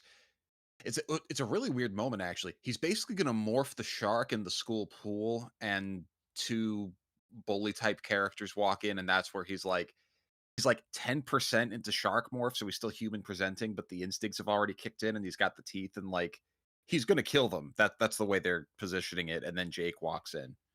Uh huh. Yeah. That's a really intense moment, especially for that early in the series. It's the Yeah. third Marco book, Hmm. and Hmm. he's just straight up contemplating murder. Yeah. Not even controllers, just jerks. Yep. Oh, Marco. And what was your hot take there, Paige? Well, I totally agree with Torrin that the hidden and the unexpected underrated. I don't even think that the hidden actually breaks the rules the way people talk about it, because we were actually talking about the Discord the other day. That it was originally a preconception that the Escafil device needed an Andalite to activate it, whereas like we were talking that like probably it just needs to have someone that has a morphing ability, and Cassie had it. So therefore, she could have activated it on the ant and buffalo. And I know one other complaint people say about like it's morphing uncontrollably, but you have to focus on the animal you're morphing and acquiring, and focus for a buffalo is like I'm focusing on the thing I'm about to plow into. And Hmm. focusing on an ant is I'm focusing on the little ground that I'm walking on. Oh, this ground is alive. Hmm. Yeah. And playing with the rules a little fast and loose like that, we get like this really interesting dilemma of like we've created two abominations against nature, one that is Cassie's kindness and empathy, and the other that is herself, given all of her violent urges and her stomping it out before it can just be unleashed as a screaming monstrosity. It's like, Mhm. I'm sorry, I don't care what rules we got to break to get fucking sick ass stories like that. Give me war. Mhm. Yeah. My other hot take, the reaction and the proposal, we know those are very similar. The crocodile, yes, crocodile. I had to have Cassie tell me in my head for a second. The Rachel crocodile and the Marco poodle, respectively.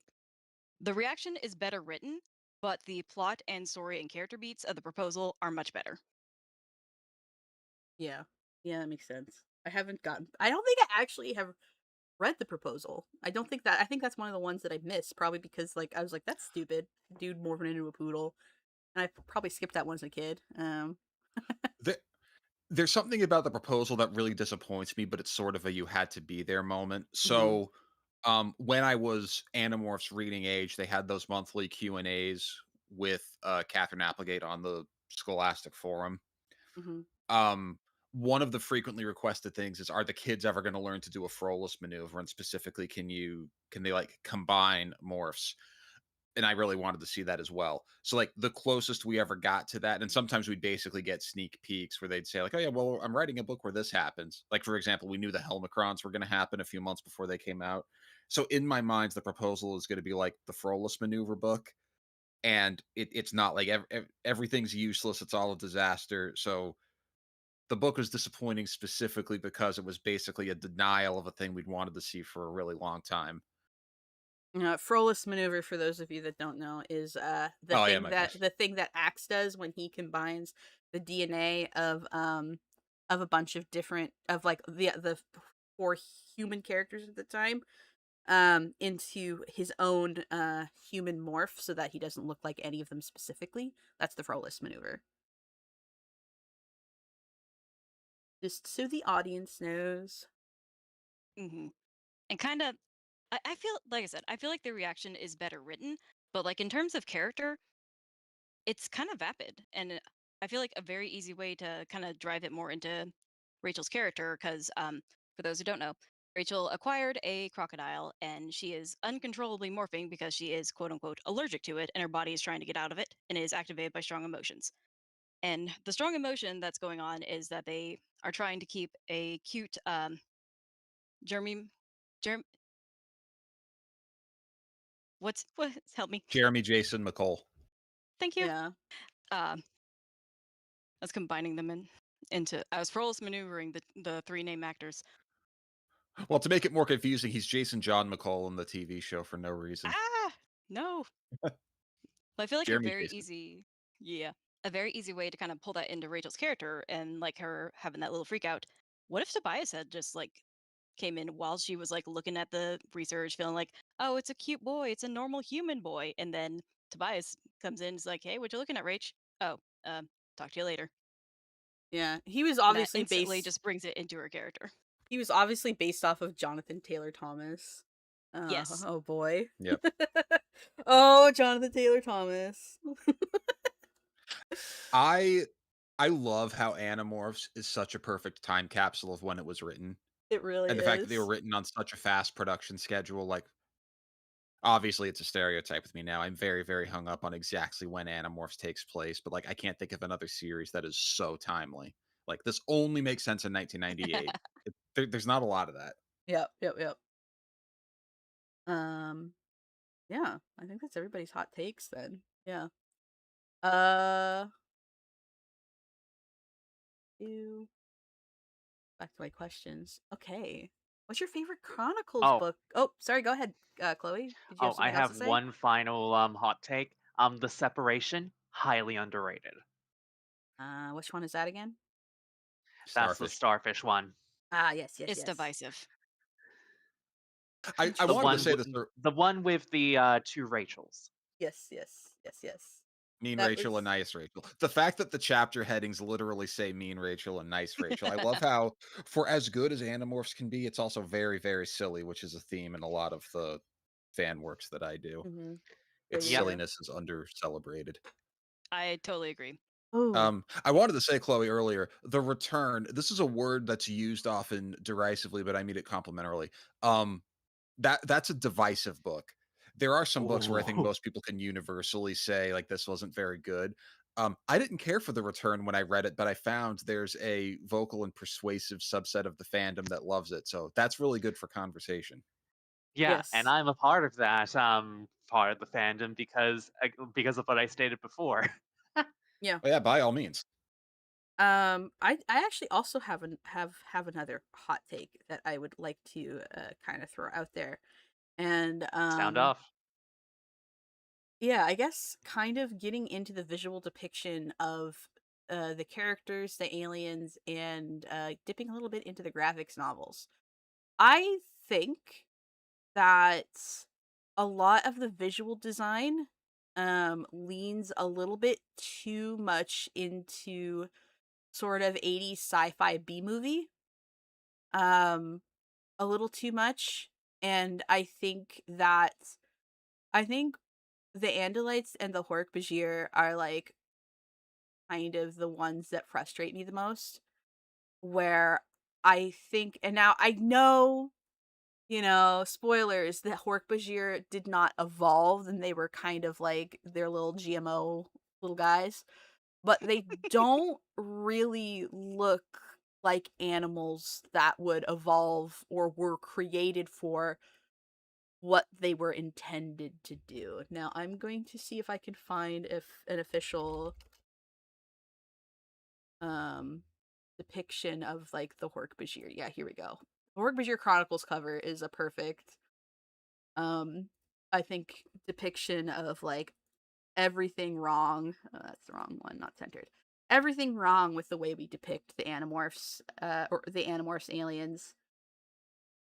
So Hork-Bajir are arboreal, and they're plant eaters. They eat leaves and bark, and they use their little blades to scrape food to scrape plant matter off of these jungle trees and stuff. Now, the thing is with the Hork-Bajir body plan, what they should look like is something I think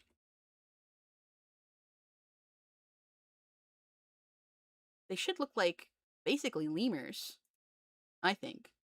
That would make more sense given what they do, the niche they fulfill. They should have basically a reptile version of these guys. Um, just based on what kind of on what they're doing in the environment. Um, they should have reasonably strong arms and legs that are meant for gripping. Uh, it's weird that they have long necks, I think. And they should have longer, more flexible tails. I've always kind of imagined them as like a cross between a lemur and a raptor. Uh, and it's weird that they don't look like that and they look like this, I think. Um, and again with the Andalites, um, I think they look I think they look a little weird. I don't think that they should like they don't have so I've explained this to Paige a couple times. When I draw an Andalite, I there's no reason for them to have a jawbone or a mandible or anything like that.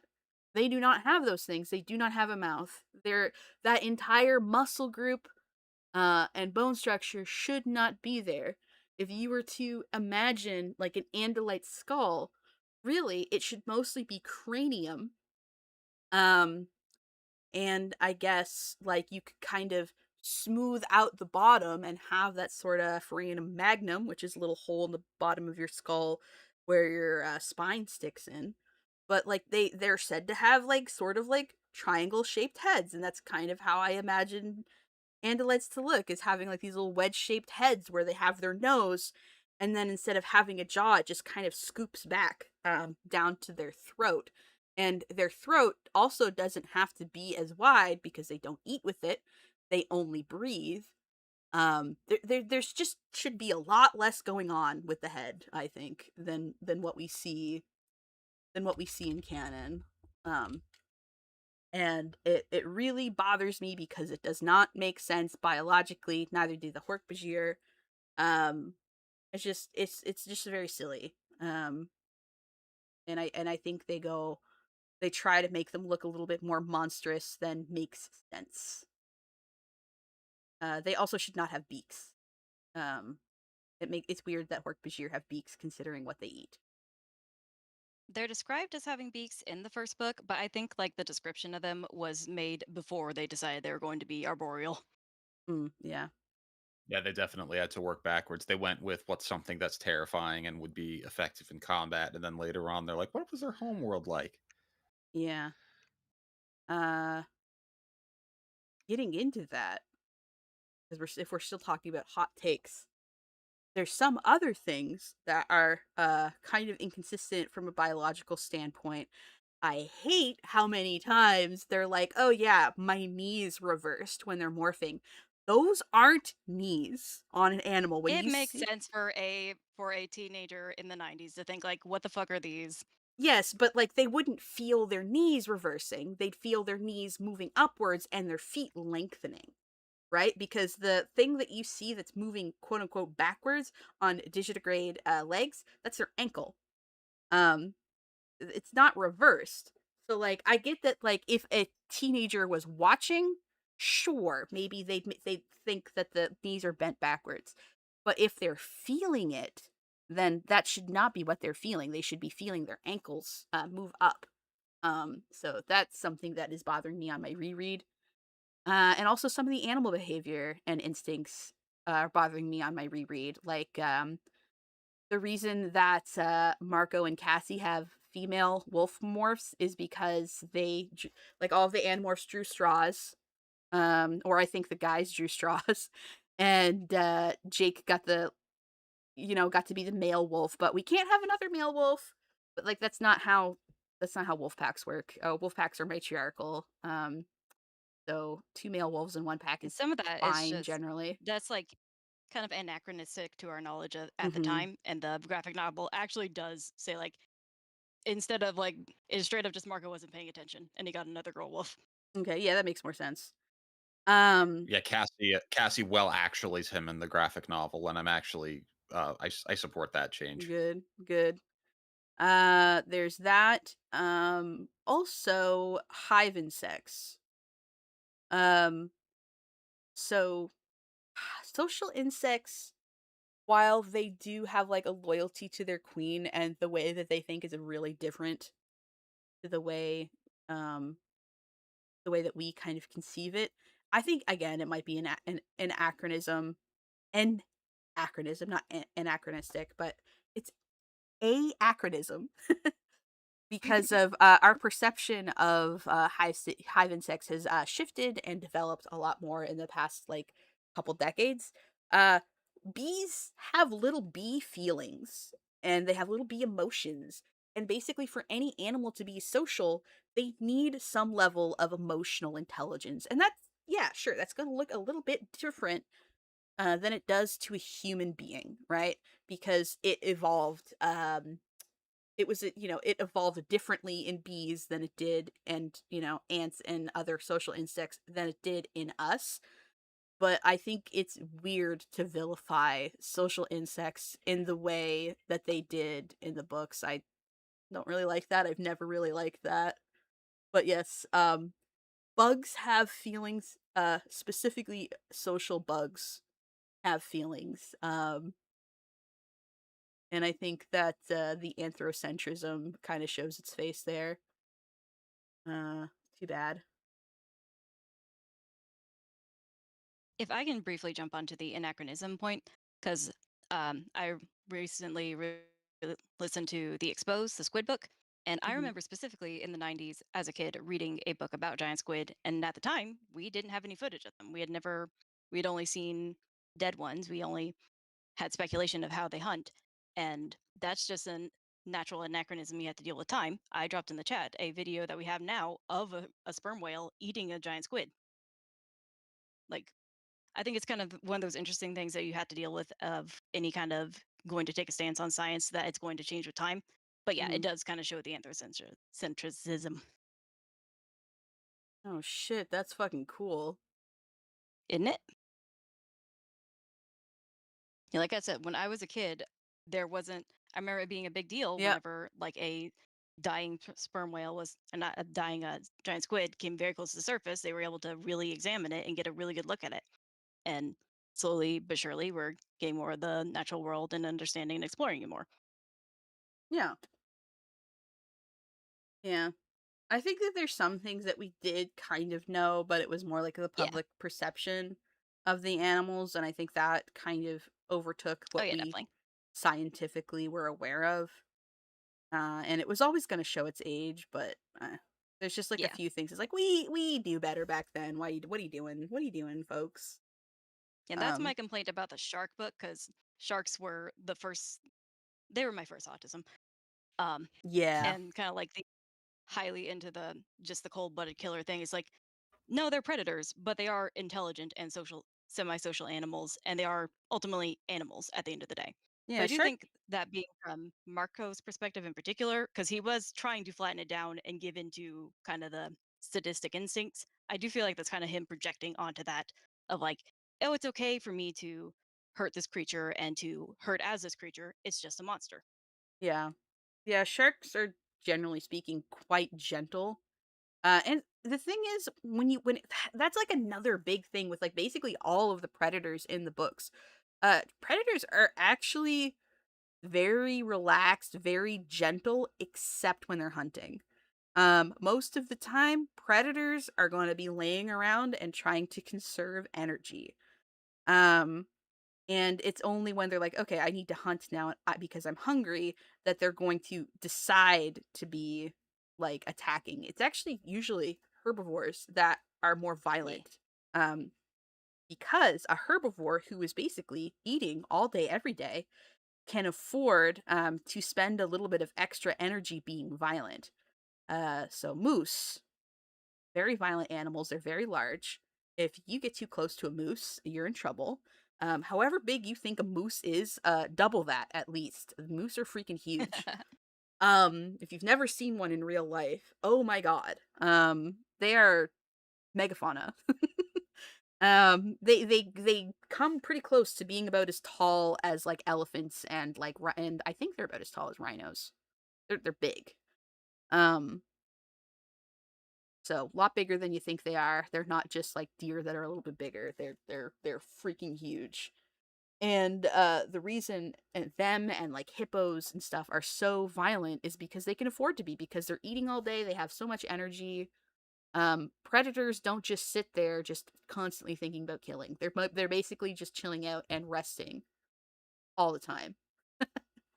So that's I am solid. gonna go to the bats for the books for a little bit, because I do think Mhm. like one thing they talk about a lot when they come the predators, like I liked feeling confident, like I did not have to Mhm. worry about anything. Mhm.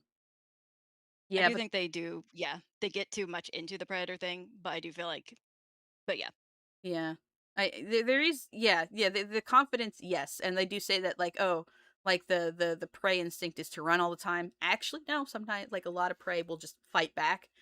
hmm, But like, yeah, predators do not have very strong kill drives outside of like, I am hunting now.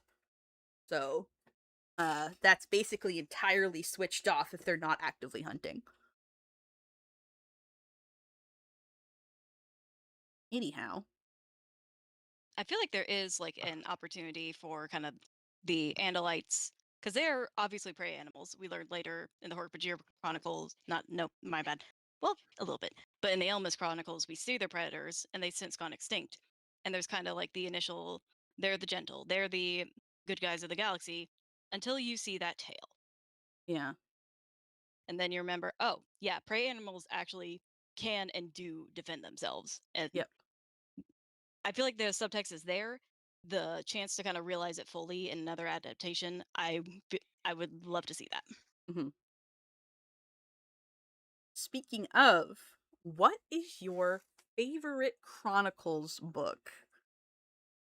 Oh, let's go. Let's go. Let's start with Paige, because I know Paige You has have to big ask, friend. feelings. Yes, I do have to ask. I want you to give us your take and sell us on it. Okay. So, the Andalite Chronicles, my baby girl and his baby girl. Let's fucking go. What is it you like about it so much? So, the thing we learn about Elfangor before we ever see him is that he was a great warrior. Everyone kind of looked up to him, and that had the Andalites known about him giving the morphing power to the human youths, he would be disgraced. That and Axe pretty firmly believes it's like this is very dire. He would never do this. This is out of character for him.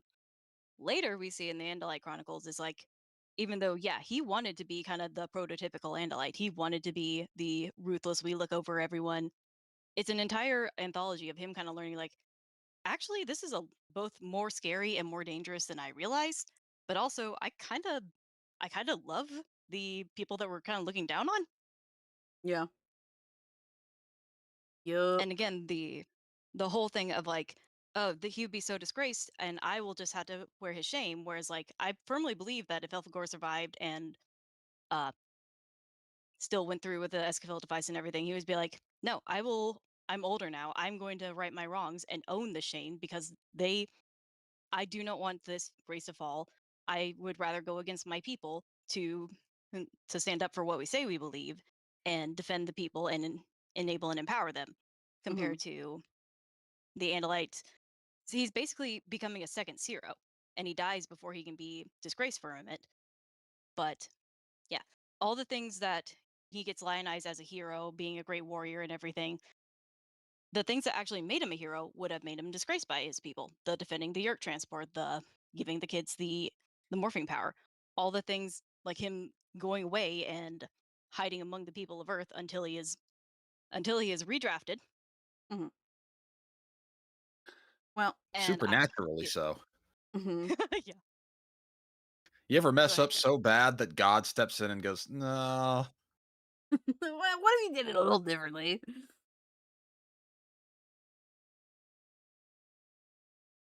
Um, And I do feel like it is essential for the finale with Jake and the Yerk pool, because and I feel like it is very easy to think like, oh, uh, no, the story is saying that he was being dumb. He was protecting people that didn't deserve it, and now look, everything's gone wrong. However, a lot of there is an important line in the second part of the Andalite Chronicles where Alarin real reveals that after they arrived on the planet, that he, instead of looking for the reason they were there, the time matrix, he basically goes off and tries to just stalk that Yerk ship that he was stopped from destroying for 3 days, instead of helping his two lonely Aeriths, one of which has gotten stuck as a Taxon. He just is like, I'm so enraged and upset, and I need to prove myself. I'm just going to make sure that that I destroy all these prisoners the first chance I get. mhm. And I Uh, think like that symbolism is seen in his infestation. yep. Um, that he kind of became what he wanted to destroy, both literally and figuratively. Hmm. Um, on that note, something that I kind of misremembered before, but I have now corrected myself on, is a similar scene between Stargate SG-1 and Animorphs. In that there is a scene in Stargate SG-1 where they come across a basically like a that show's equivalent of a Yerk pool. Now, for those of you that don't know, the villains of Stargate SG-1 are the Goa Old. They're very similar to the Yerks in that they are like they infest hosts and basically control them, and they have a galactic empire. And there's like some differences biologically speaking, but like basically they're Yerks. And the main characters come across a little like again a gold version of a Yerk pool full of little gold babies, and there's like, do we kill them? And like everybody's like, probably not, they're helpless, this is murder.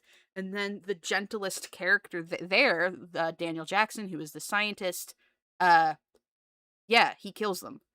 And it's like, well, it's done now.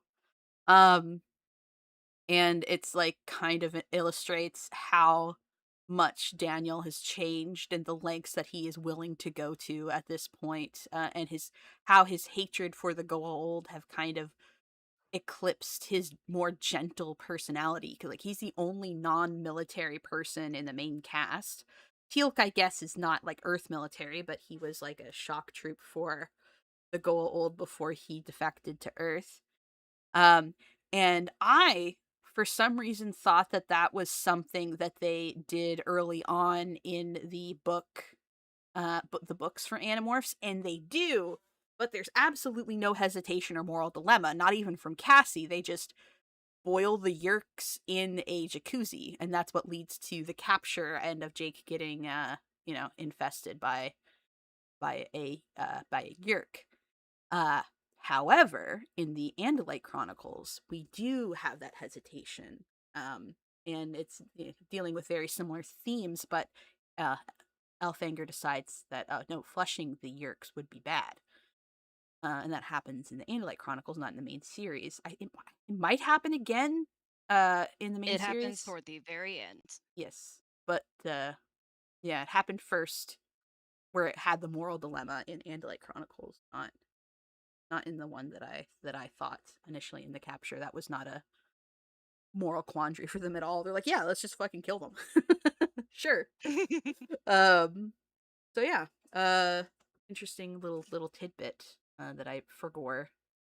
But yeah, I think I like that that they're very similar villains and they wrestle with a very similar moral quandary. Um yeah. If you like Animorphs, please watch Stargate SG-1. You'd probably also like that one a lot too. Yay. Similar themes. Depicted very differently, but I like it. If I may go on one more little bit of the story, Hmm. Andalite Chronicles, and if you would be so kind as to pull up my first zine piece. Did you link it? It's in chat. I'm not. Oh, yes. So Uh, my favorite character is Elfangor, who dies in the first book. So great for me. Um, Big and I'm oof. going to argue, I'm going to argue that him dying brutally in front of the kids was probably the best gift he could have given them. And my mhm. zine Holy piece, shit. Holy shit. because my zine piece is depicting Elfangor after his first kill, where he sees like both what it actually means to fucking kill his enemies, and that he's really good at it. Yeah. And he breaks down. He breaks down immediately. All of his propaganda, all of his like morals, he's just like, this is what it actually is. What do I do now? Mm-hmm. Whereas the kids, they are not under any propaganda. They see first and foremost the very kind, uh, comforting creature that they just met out of nowhere that's given them fantastical powers. They watch him die in front of them brutally. They do not get any, they are not getting any delusions. This is going to be scary and dangerous, and there is nothing romantic here. Mm-hmm. Yeah. And I think like revisiting my piece is just like, no, I think that's low key kind of a gift that he gave them. Yeah. Yeah, I think the Elamists knew that too. Yep. This piece turned out so well, by the way. Thank you. Now you helped me with it a lot. Yay. I liked watching that Yay. piece evolve from line art all the way to the end. That was a fun one to watch develop. I'm so Good glad. job. Thank you. We will talk Like more lots about the of zine later, but yes. mhm. Yes. I think It I Yeah. was think that was a really good highlight of the book to depict here. So, yeah, and also the romance. And yeah. I'm done. Next person. I'll go. Mhm. Um, I will definitely say that while the Andalite Chronicles is definitely the best Chronicles because like it actually has like three whole ass books to flesh things out properly. I am going to be a contrarian here. My favorite's the Ellimist Chronicles. Oh, that was the one I was gonna do. It's fine. Oh, let's go! You want to talk about it together then quickly? Yes. I know that the Ellimist Chronicles are hated, and like the Ellimist is hated, but I love that we go from like this little gamer boy that just wants to play video games to like It really is just like God. it really is just one of It's those like moments where you realize if Jesus it's was like a screen name. if Jesus Christ was a if Jesus Christ and Satan were fucking toxic ass gamers. Like if you were like an EVE Online player and then it just got a little too real. No, fucking no. To Or them, the entirety of the Animorph saga is just their long game of like fucking what is it, Spore? Total War or Oh, something Total like War. that? Okay, yeah, sure. Yeah, or something to that. What were you gonna say in regards to that, Krim? Spore. Spore, yes, that's actually a better way to talk about it. Holy shit. It's literally just Spore, and it's just the two of them just like doing a fucking Spore game with oh Jesus Christ. The fucking Game Grumps logo with the Illimist and fucking Jesus Christ. Oh, hold on. I also really love the fact that it teases the fact because this came out like I think like this came out like right before like the final 3 books did, and it basically kind of teased the fact that yeah, one of the Animorphs is gonna fucking die, and they Hmm. very plainly spell it out over the course of the series who it is actually going to be through the Chronicles books and the Megamorphs books as to who it might be, Was a narrowing little it down. earlier than that. Oh, you know what? Probably not coincidentally. It came out right before the return.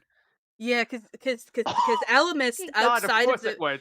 outside of the main series, the Alamist books, it was the last in the extra, in the extra, it was the last It was the Chronicles books. It came after all of the other Megamorphs. It was right before the end.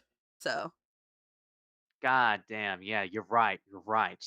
But like, it came out right around the time of the return, which was basically setting it up for like the stretch of the last few books. mhm, And the fact that every other auxiliary book beforehand, like if I recall correctly, the Andalite Chronicles confirmed Tobias and one other was going to be a member. It basically like all of the auxiliary books outside of the main series confirmed the fact that all but 2 of the Animorphs were meant to be a part of the group. The Andalite Chronicles confirmed Tobias and Axe were predestined, and back to before, the final Megamorphs book was Cassie and Marco being confirmed. So the Illumis Chronicles was basically going to say that Jake or Rachel was going to die. mhm. Yep.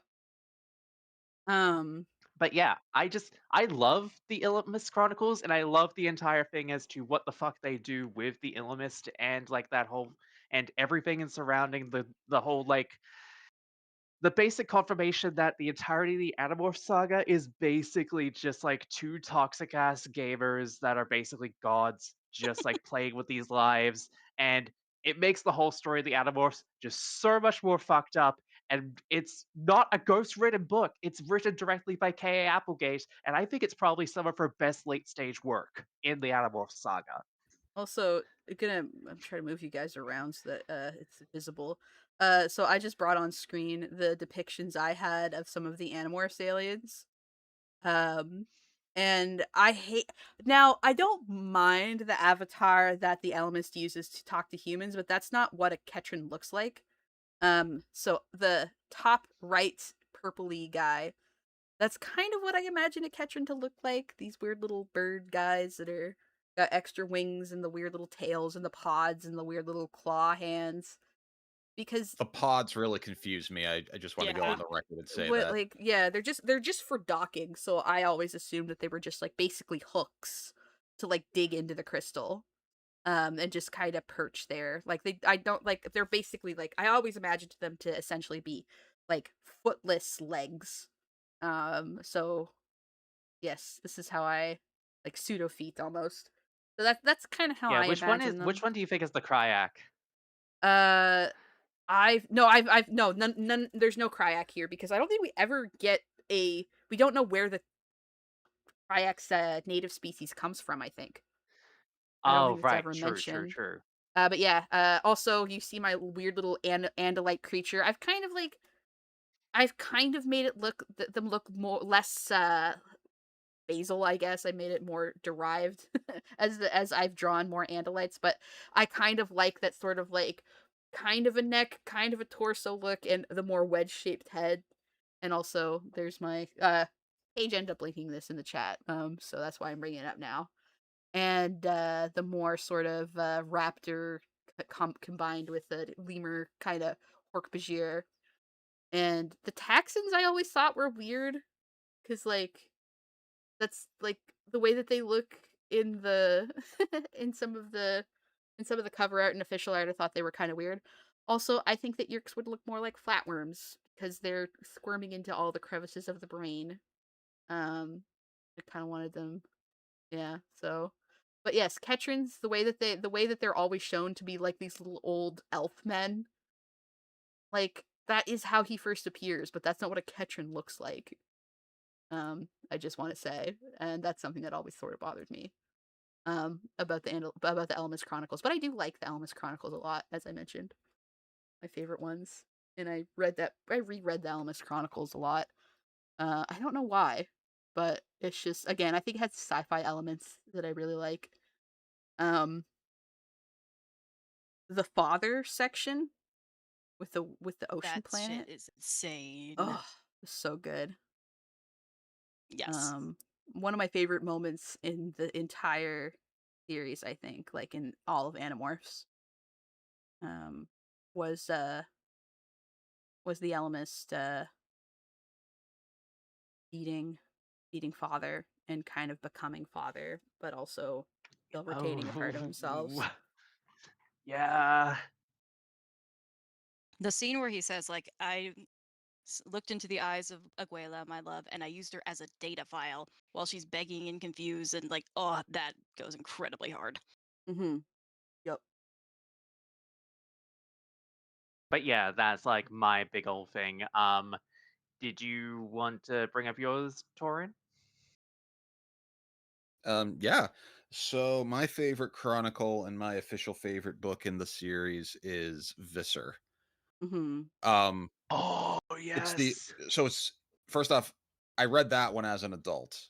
Mm-hmm. In fact, I found a perfect condition hardcover copy I've during Ooh. COVID. It was like one of the first places I ever went after lockdown. I went to my favorite used book and music store, and I was like, "Do I need to get back into the series so I could read this?" Yeah, I think that's going to happen. I've So anyway, I've never oh, read what's up? Visser. I've never read Visser.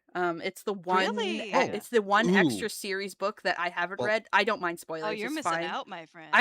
let me I'm let me Missing getting try out. to there. I'm getting there. It's let me okay if you try to play this spoil. on hard mode. I want to extol its virtues without getting too specific. So, Visser is the only book in the series where all of the principal characters are adults all the way through. Hmm. And I think that affects its tone for the better, especially if you're an older reader coming into it.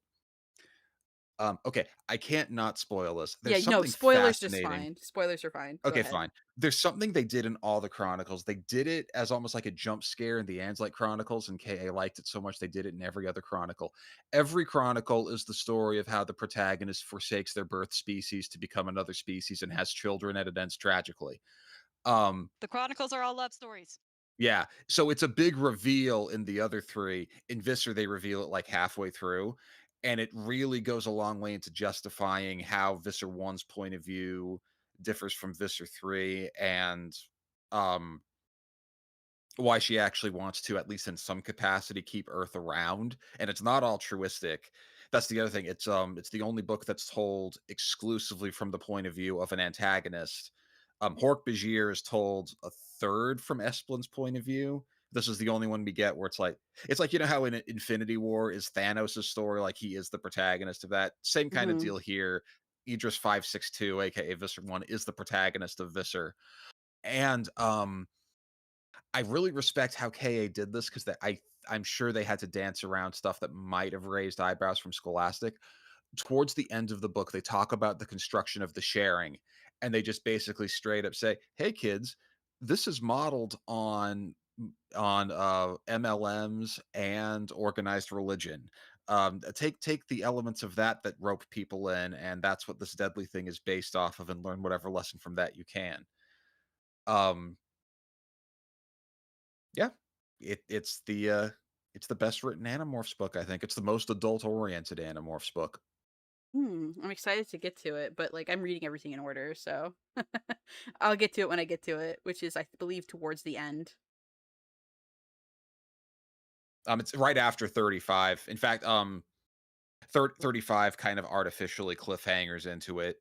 Yeah, I'm just finishing Yeah, up. I will definitely state if there's a specific reading order for it, 35 then immediately into Viscera, that sort of Yeah, thing. Yeah. there is an Yup. official reading order actually. Huh. Um, This is what I'm willing to playfully fight people in. If you want to immerse yourself in like the culture of Animorphs, like pretend you're a kid reading it in the 90s, just read it in the order it came out. yeah, I think that's I what know I'm doing specifically a lot of technically. people want to move the Anslight Chronicles, but when they tell you what book you're supposed to read it after, even that kind of spoils what it's about because why do I have to read it here? No, read it before the change. It doesn't matter. Yeah. I will also state, reading back to before and then going right into the familiar, while it's very similar in themes, like in terms of concepts and everything like that, like having two books that have separate realities and whatnot back to back, they make for a good contrast before you get right near the end of it. Mhm. That's another divisive one, and it's weird because Ellen Giroux is, I think, my favorite of the Ghost Writers, but that one bewilders me. She wrote the two Oh. Taylor books, and she wrote the Resistance. Wait, did she? Yeah, and She's then she really wrote good the at Familiar. bias. She struggles a lot with Jake stuff. Yeah. Something I put in the timeline video, but I really do believe this. She's really good at doing character drama and inner monologue. She Hmm. struggles with some of the technicals, like the geography of where stuff is. By the way, if you'll tolerate a quick tangent, I Mhm. think that's a really underrated skill that has that it's easy to not appreciate. When they have to describe the Yerk pool, a building, a battlefield, they're really good at geography and having to describe scenes that have multiple moving parts where you just kind of take it for granted. Yeah, I can follow this. You don't appreciate how good it is until you get a writer who can't do that. Yeah. I don't think it's a coincidence that Ellen Giroux's best book is one where two-thirds of it is spent literally sitting inside a box because she really struggles with geography and fight scenes and stuff. I do have one complaint about geography and technical. It makes no sense to Okay. me that there are only two piers on a Yerk pool. That's The in and the crazy. out. The in and the out. No fucking way. There's no way that's smooth. There'd have to be multiple piers. It's like fucking Disneyland trying to get on to get reinvested. Hi, I've got a fast pass for the Yerk pool today. uh Uh, um Post is Well, too hey, short. You have to wait. I'm gonna quickly hijack us. So, just collectively, I know a lot of fans are gonna say Hork-Bajir Chronicles is the best. Let's all collectively throw one sentence out because it's no one picked it, but it's great. it is great. Yeah, it's Yeah, amazing. It's a it is really great. I feel like there's a lot of things in there that, while I really like Hork-Bajir, it could have done with at least one more book, honestly. Mhm. Yeah, by word count, like Anne's Chronicles is the longest of the series. It's just over 50K, I think, which by some measurements makes it the only one that actually qualifies as a novel. Hork-Bajir, I want to say, is like 35K, which the invasion's only 30. So if not a whole other book, it could have easily sustained another 10,000 words. Especially in Act 3, once the war actually starts going against yeah. them. I remember when I reread that as an adult, the pacing is a sin. Now, remind me from a technical standpoint, novellas are shorter than novels, right? Yeah, Yeah, so I and I don't guess think there's an officially agreed upon definition, but the breakpoint is somewhere between 40 and 50,000 words where, yeah. okay, now you're a novel. Yeah, so I If I guess So could every Animorphs are Animorphs book, Animorphs are novellas, not novels. they're novellas except for the Anslight Chronicles, unless you consider Yeah. the Anslight Chronicles 3 books, in which case it's 3 very short novellas, but no, it's one book. Yeah, I think it only kind of gets to the novel status by kind of having to do the recount events with it being the only one that was three separate books and then actually made into one later. Yeah, The that is others, jarring to read it as one novel. yeah, If I were the dictator of reprinting, I would actually mildly revise Anslight Chronicles to just make it read seamlessly because there's stuff that was only in there because they split it into volumes. yeah, But that's Uh part of a proud literary tradition. Charles Dickens had novels that were published that way, so KA's in great company. so yay, hot take 2.0. I would love a Hold on, sort here we of go. rewrite of the series where they're condensed into actual novels where we're not getting the recap all the time. because I think that that accounts for so much of the writing, that I think if you, like, took that out, that you could probably release it as a much shorter series, that is a lot more concise and condensed, and I would be really interested in an adaptation like that, that also updates some of the, the inaccurate science and, like, keeps everything up to date. I still want it set in the '90s, but I would Yeah, want it to be, like, a transformative work, that it's an adaptation, sort of a thing, but I think it would be an Uh, interesting project. And it's one that 100% hill to die on. it Animorphs belongs in the late 20th century. yeah, I don't care what else you change. I have thought about taking it on as a fan project, but I don't know if I have the if I have the whatever I I just to want to do say one that. thing. I am sympathetic to the outdated science or the poorly researched science, and keep in mind Mhm. that Catherine and Michael were writing these one a month, and internet research wasn't Yeah. really a thing yet. Yeah, exactly. When it doesn't affect the plot, so for example, the paragraph that references alpha wolves in book 3, by all means fix that. When it's plot critical, like the ant scene in The Predator is horrifying, and it's one of the best written sequences in the books, right? Is that Mhm. are we all well, you can't Yeah. change that. You can't change that for science reasons, because this is a sci-fi story meant to appeal to young readers, and it's meant to, be dehumanizing and terrifying. Don't mess with that. I think that you could do it a little bit differently. I think that, like, you could do it where they're kind of like, "Oh, this isn't so bad," because the terrifying part of it is when it goes into attack mode. That's when they really freak out. Going to And the that opposite colony, yeah. yeah, is when they run into the wrong colony. Like, "Oh, we did not acquire the rights." But, like, yeah, I think that, like, you can fix that a little bit. You'd wanna be delicate, but, there are ways to still make it scary without getting rid without while still being scientifically accurate, I think. I feel like the termite sequence can kind of stay as is, because what Mhm. really makes that scary is like, in addition to kind of them feeling like I can't really do anything against the termite queen, Cassie keeps saying over and over, it feels like I'm listening to my mom far off. Yes. Yep. But if I don't stop this from, we're going to be stuck down here.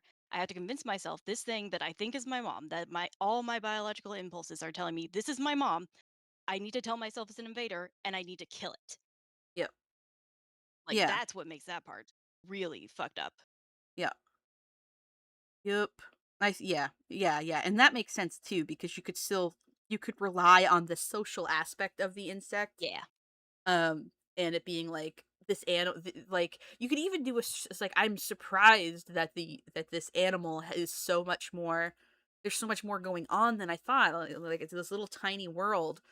And then it's like, oh, there's an invader. Oh, there's enemy ants. Oh, this is my mom. Like there are ways you can play Hmm. with it. I think. I think that you would need a very delicate touch. Need to be very mindful, and I think you could also go in the way of like avoiding anthropocentrism, but also acknowledging that, like, other animals still are intelligent, they have emotions, but it's like these emotions are so alien to me. But I know that I'm Hmm. feeling an emotion, but I've never felt this emotion in this way. Um, and it would be like mentally exhausting. I don't know. I think that there's a way to do it with a very delicate touch. Um, yeah. Any other hot takes for Hot Takes 2.0 before we move on?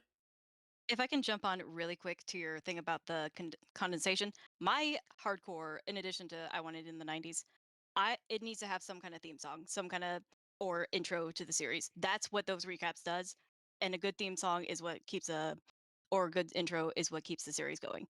All those recaps, theme song. I Yes, yes, if it was like a series.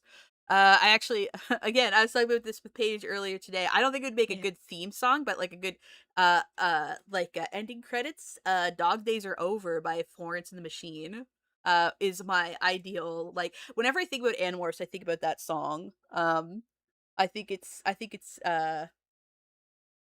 it's very suitable for that scene. Is there any other music that y'all think about when you think about Animorphs? Far too much. Yeah. Yeah. Yeah, too many songs. You have like an entire you have like an entire track list there, buddy. I really do. Give me your top 3. Okay. Let me. I can do this quickly. No lyrical support. This just has the right vibe, and it's one of those things that the TV show accidentally got right. In their sloppy adaptation of both The Predator and The Stranger at the same time, there's the song that plays in the background from this band called Vibrolux. I don't know anything about them, but it's like elevator music industrial, if that makes sense. Mm. It's a wiffle bat version of Nine Inch Nails. So in my head, canonically, that band is Nice as Neat. That's just pure vibes. This next one, this is the first time I've talked about this publicly. This may or may not show up in a video if I ever get it done. Okay. I was just curious. It's the 30th anniversary. Animorphs, the first book came out in June 96. I was just curious what was the number one song on the charts at the time. And it's almost always something vapid. I'm thinking like, is that Spice Girls or what the hell was it? Okay. It's actually Crossroads by what is it, Bone Thugs and Harmony? I gotta make sure I'm not making an absolute Oh my idiot of god, myself. yeah, that's Bone Thugs. Okay, here's what I the repeated chorus to the song is what you're gonna do when judgment comes for you. The early 90s, Ooh. reality TV was invented with the show Cops, and it has that song what you're gonna do when they come for you, but in retrospect, we know that show is basically all about brutalizing the lower class and the most blatant propaganda, blah blah blah. Propaganda. Yeah. Yeah, it's So propaganda. when they describe the freed controllers in the Yeerk pool sitting around watching TV and laughing, in my head they're watching Cops, and the Ooh, idea of you're a genius. using Crossroads as the counter to that, like judgment has come for you. Anyway, that's my top 2. And the third one, same year, David Bowie got like the least David Bowie ever. He did an industrial album called Earthling, and the cover has Yes. like this weird patchwork thing, and it just looks like the composite world they make in the Anslight Chronicles. And that has both Battle for Britain and I'm Afraid of Americans. Battle for Britain is just all about the drums, that beat. It is so menacing and horrifying. Like, I can't believe that's the guy who did Space Oddity. And then I'm Afraid of Americans. I actually put that on one of my videos, just like it. That's another vibe one. So anyway, I gave you 4, but 2 David Bowies, and you can always have one more David Bowie. Hmm. So there you go. That's my super condensed Animorphs vibe playlist, and it's all era appropriate. Mm. My other one would be Yeah. Sons and Daughters by the 88, I think. Is there a different? I know the one from the Decemberists. Is there another? Yeah, this is a different song. Oh, okay, okay. Yeah. It's very much like the sort of hook for that one is like they don't have to grow up like you. They're not supposed to. Um Sort Oh, of with a like butterfly cover for the single. That's yeah, yeah. That well that's the yeah, that's one of the symbols for the album. Um okay. I gotta listen to that. but it's basically like how like about generational trauma and about how like your kids got to kind of be different and grow apart from you. And you got to be better than the generation that came before. Um, it's a decent song. And talking about there's some stuff about violence and about like indoctrination, and he's good. He's good. I think it's suitable. Just one more quick note. The mixing is terrible, but the theme song for the TV show is a banger. Hmm. And also the ending credits for Shattered Reality is improbably good. Animorphs lucked out with some good music with other with properties that had nothing else going for it.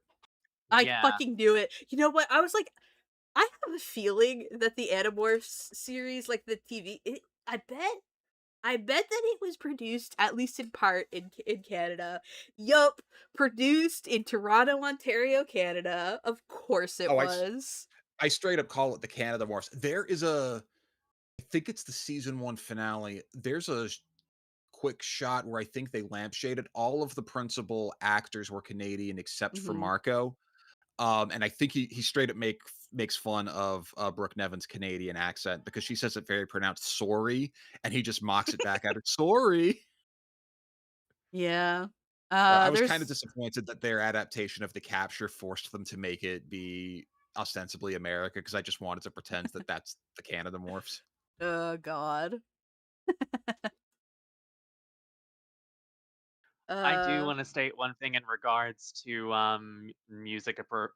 era music appropriate for Animorphs. mhm, Um 97 era, well, 96, 97 Kylie Minogue, I mhm, feel like would fit pretty well because she was definitely in an interesting bag. You were talking about like David Bowie making the most un-David Bowie-like album.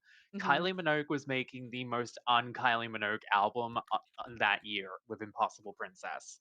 I When did feel she like a lot of the collaborate with songs. Nick Cave? Yes, that was also the same like period of time that she Was that was that era? where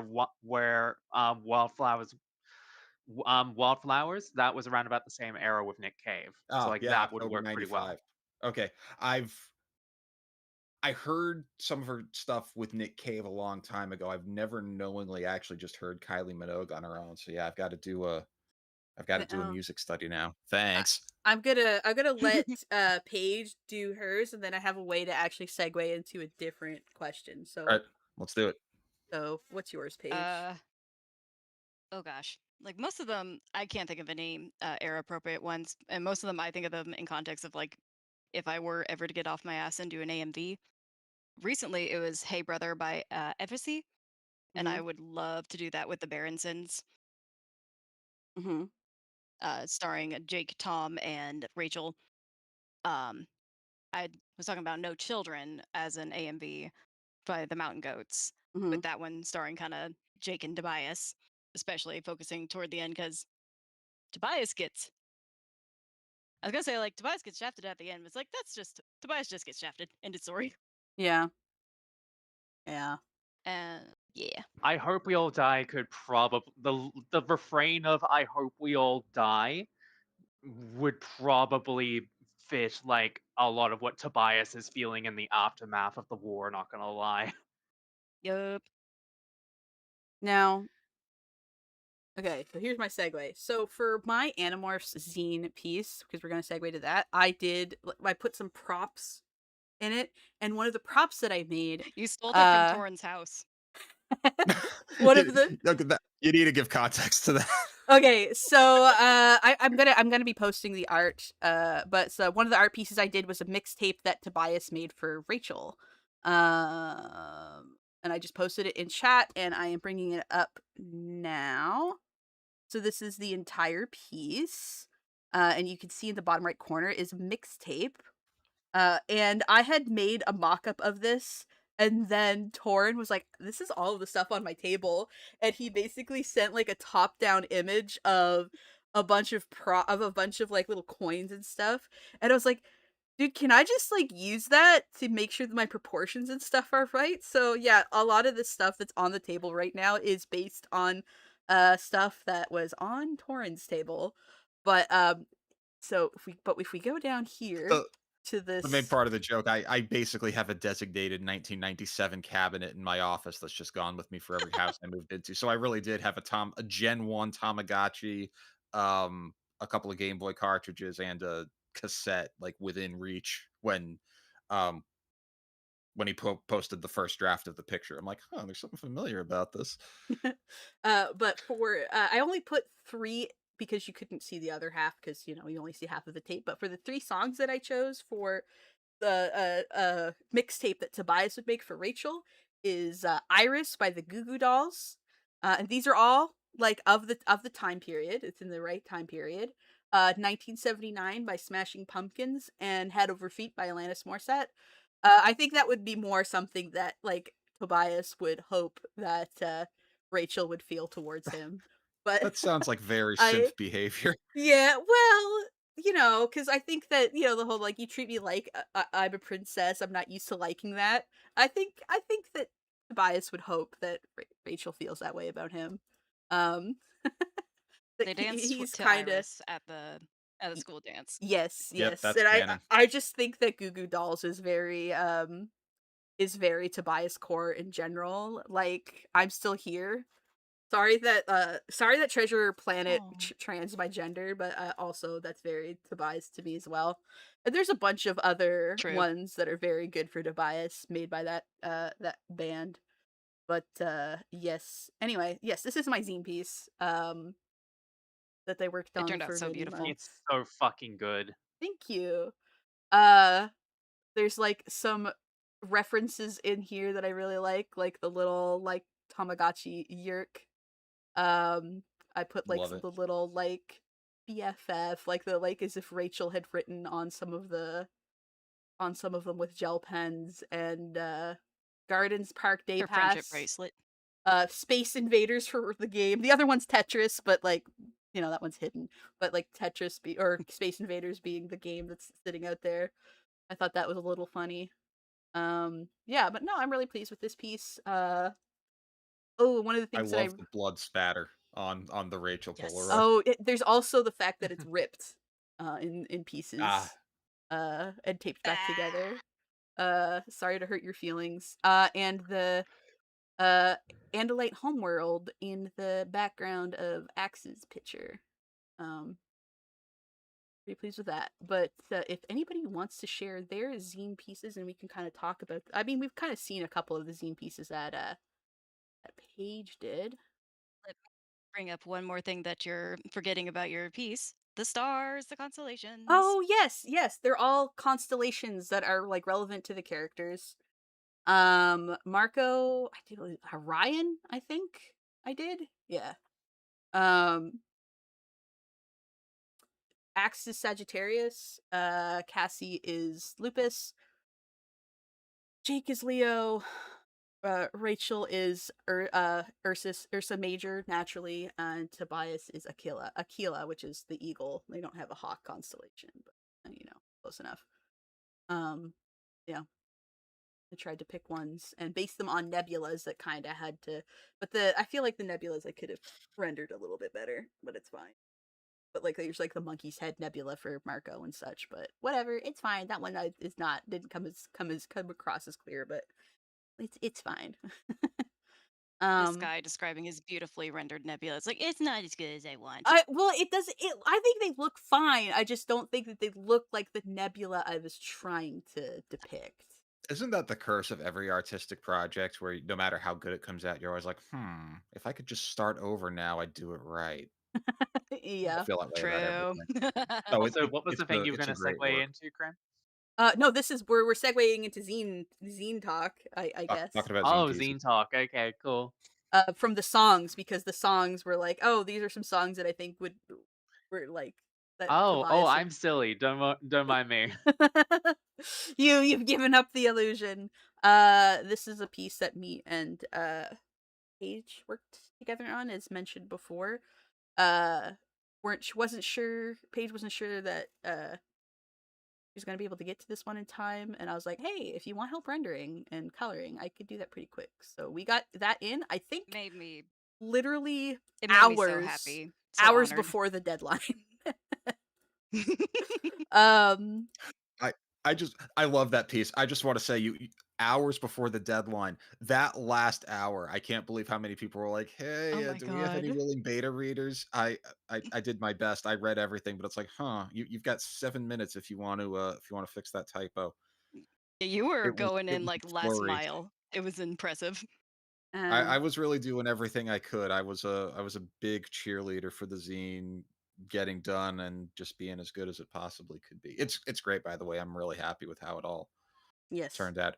I had no organizational stake in it, by the way. I'm just a contributor, but still, I love when stuff like that comes together. And a lot of internet projects, just for various reasons, kind of fizzle out. So I was sitting there really hoping, like, come on, do a good job, do a good job, do a good job. And yeah, it happens. It's great. This is Animorphs does not disappoint. one of Paige's other pieces that we've kind of looked at already. And if anybody else wants to post their zine pieces in chat, please do so, and I'll click them. Oh, I see the card one. So So, if I could also just share like my little sketches for that, because um, I've said it before on Tumblr and stuff. This piece is very personal to me because the first attempt I wanted to do for fan art of the series was that scene of the breakdown on the mhm. Jahar ship, and my skills were not to the task. Yeah, if you want And Krim to was kind of, yeah, I'm getting it. post that. My Krim was basically kind of coaching me in like the 3D form and how to simplify deer legs and everything. So I took another stab at it, and the sketch itself is better, but the composition is just very bland. But this last time, I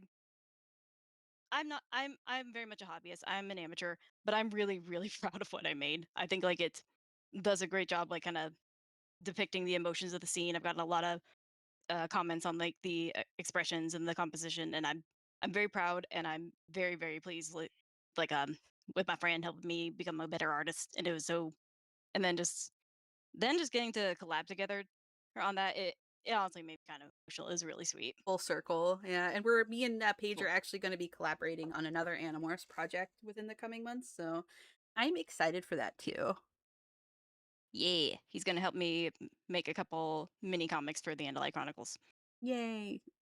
I swear I'm finding those pictures. If you want to talk about something else, sorry. No, you're fine. You're fine. But yes, just when you're just yeah, post your sketches when ready. Because I do also want to talk about the card piece because I am very, very proud of it. Yes, yes. I think all your pieces That turned was out another really one where it good. was fun watching the evolution, like every tiny detail. It was great. Uh, Yeah, thank you. No, I honestly shared it with y'all like way earlier than I would have otherwise because I wanted some feedback on the cards and how to arrange them.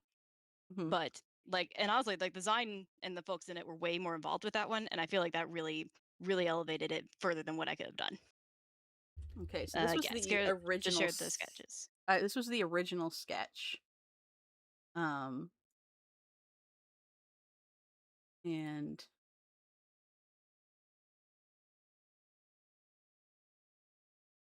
being This is before I decided how I wanted to draw the Andalites, just kind of vague alien boy. yeah, got this Whereas, one. like I lean more onto antelope and giraffe for kind of the silhouette that I want to evoke from it. Like I tried to make their antlers kind of the stalk eyes get the silhouette of giraffe horn, giraffe ossicones, and some of those V-shaped a- V-shaped horns you see in some antelope species. Mhm.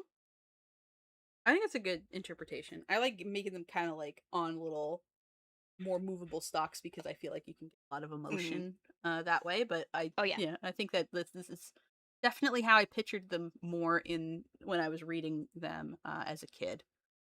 But yeah, Hmm. no, definitely really came together. Um, like the Yeah, no, growth I'm from the. very yeah. Go ahead. Sorry, this is your No, no, piece. you go ahead. This is your piece. Go ahead. Yeah, but it's basically yours because you like taught me how to do it.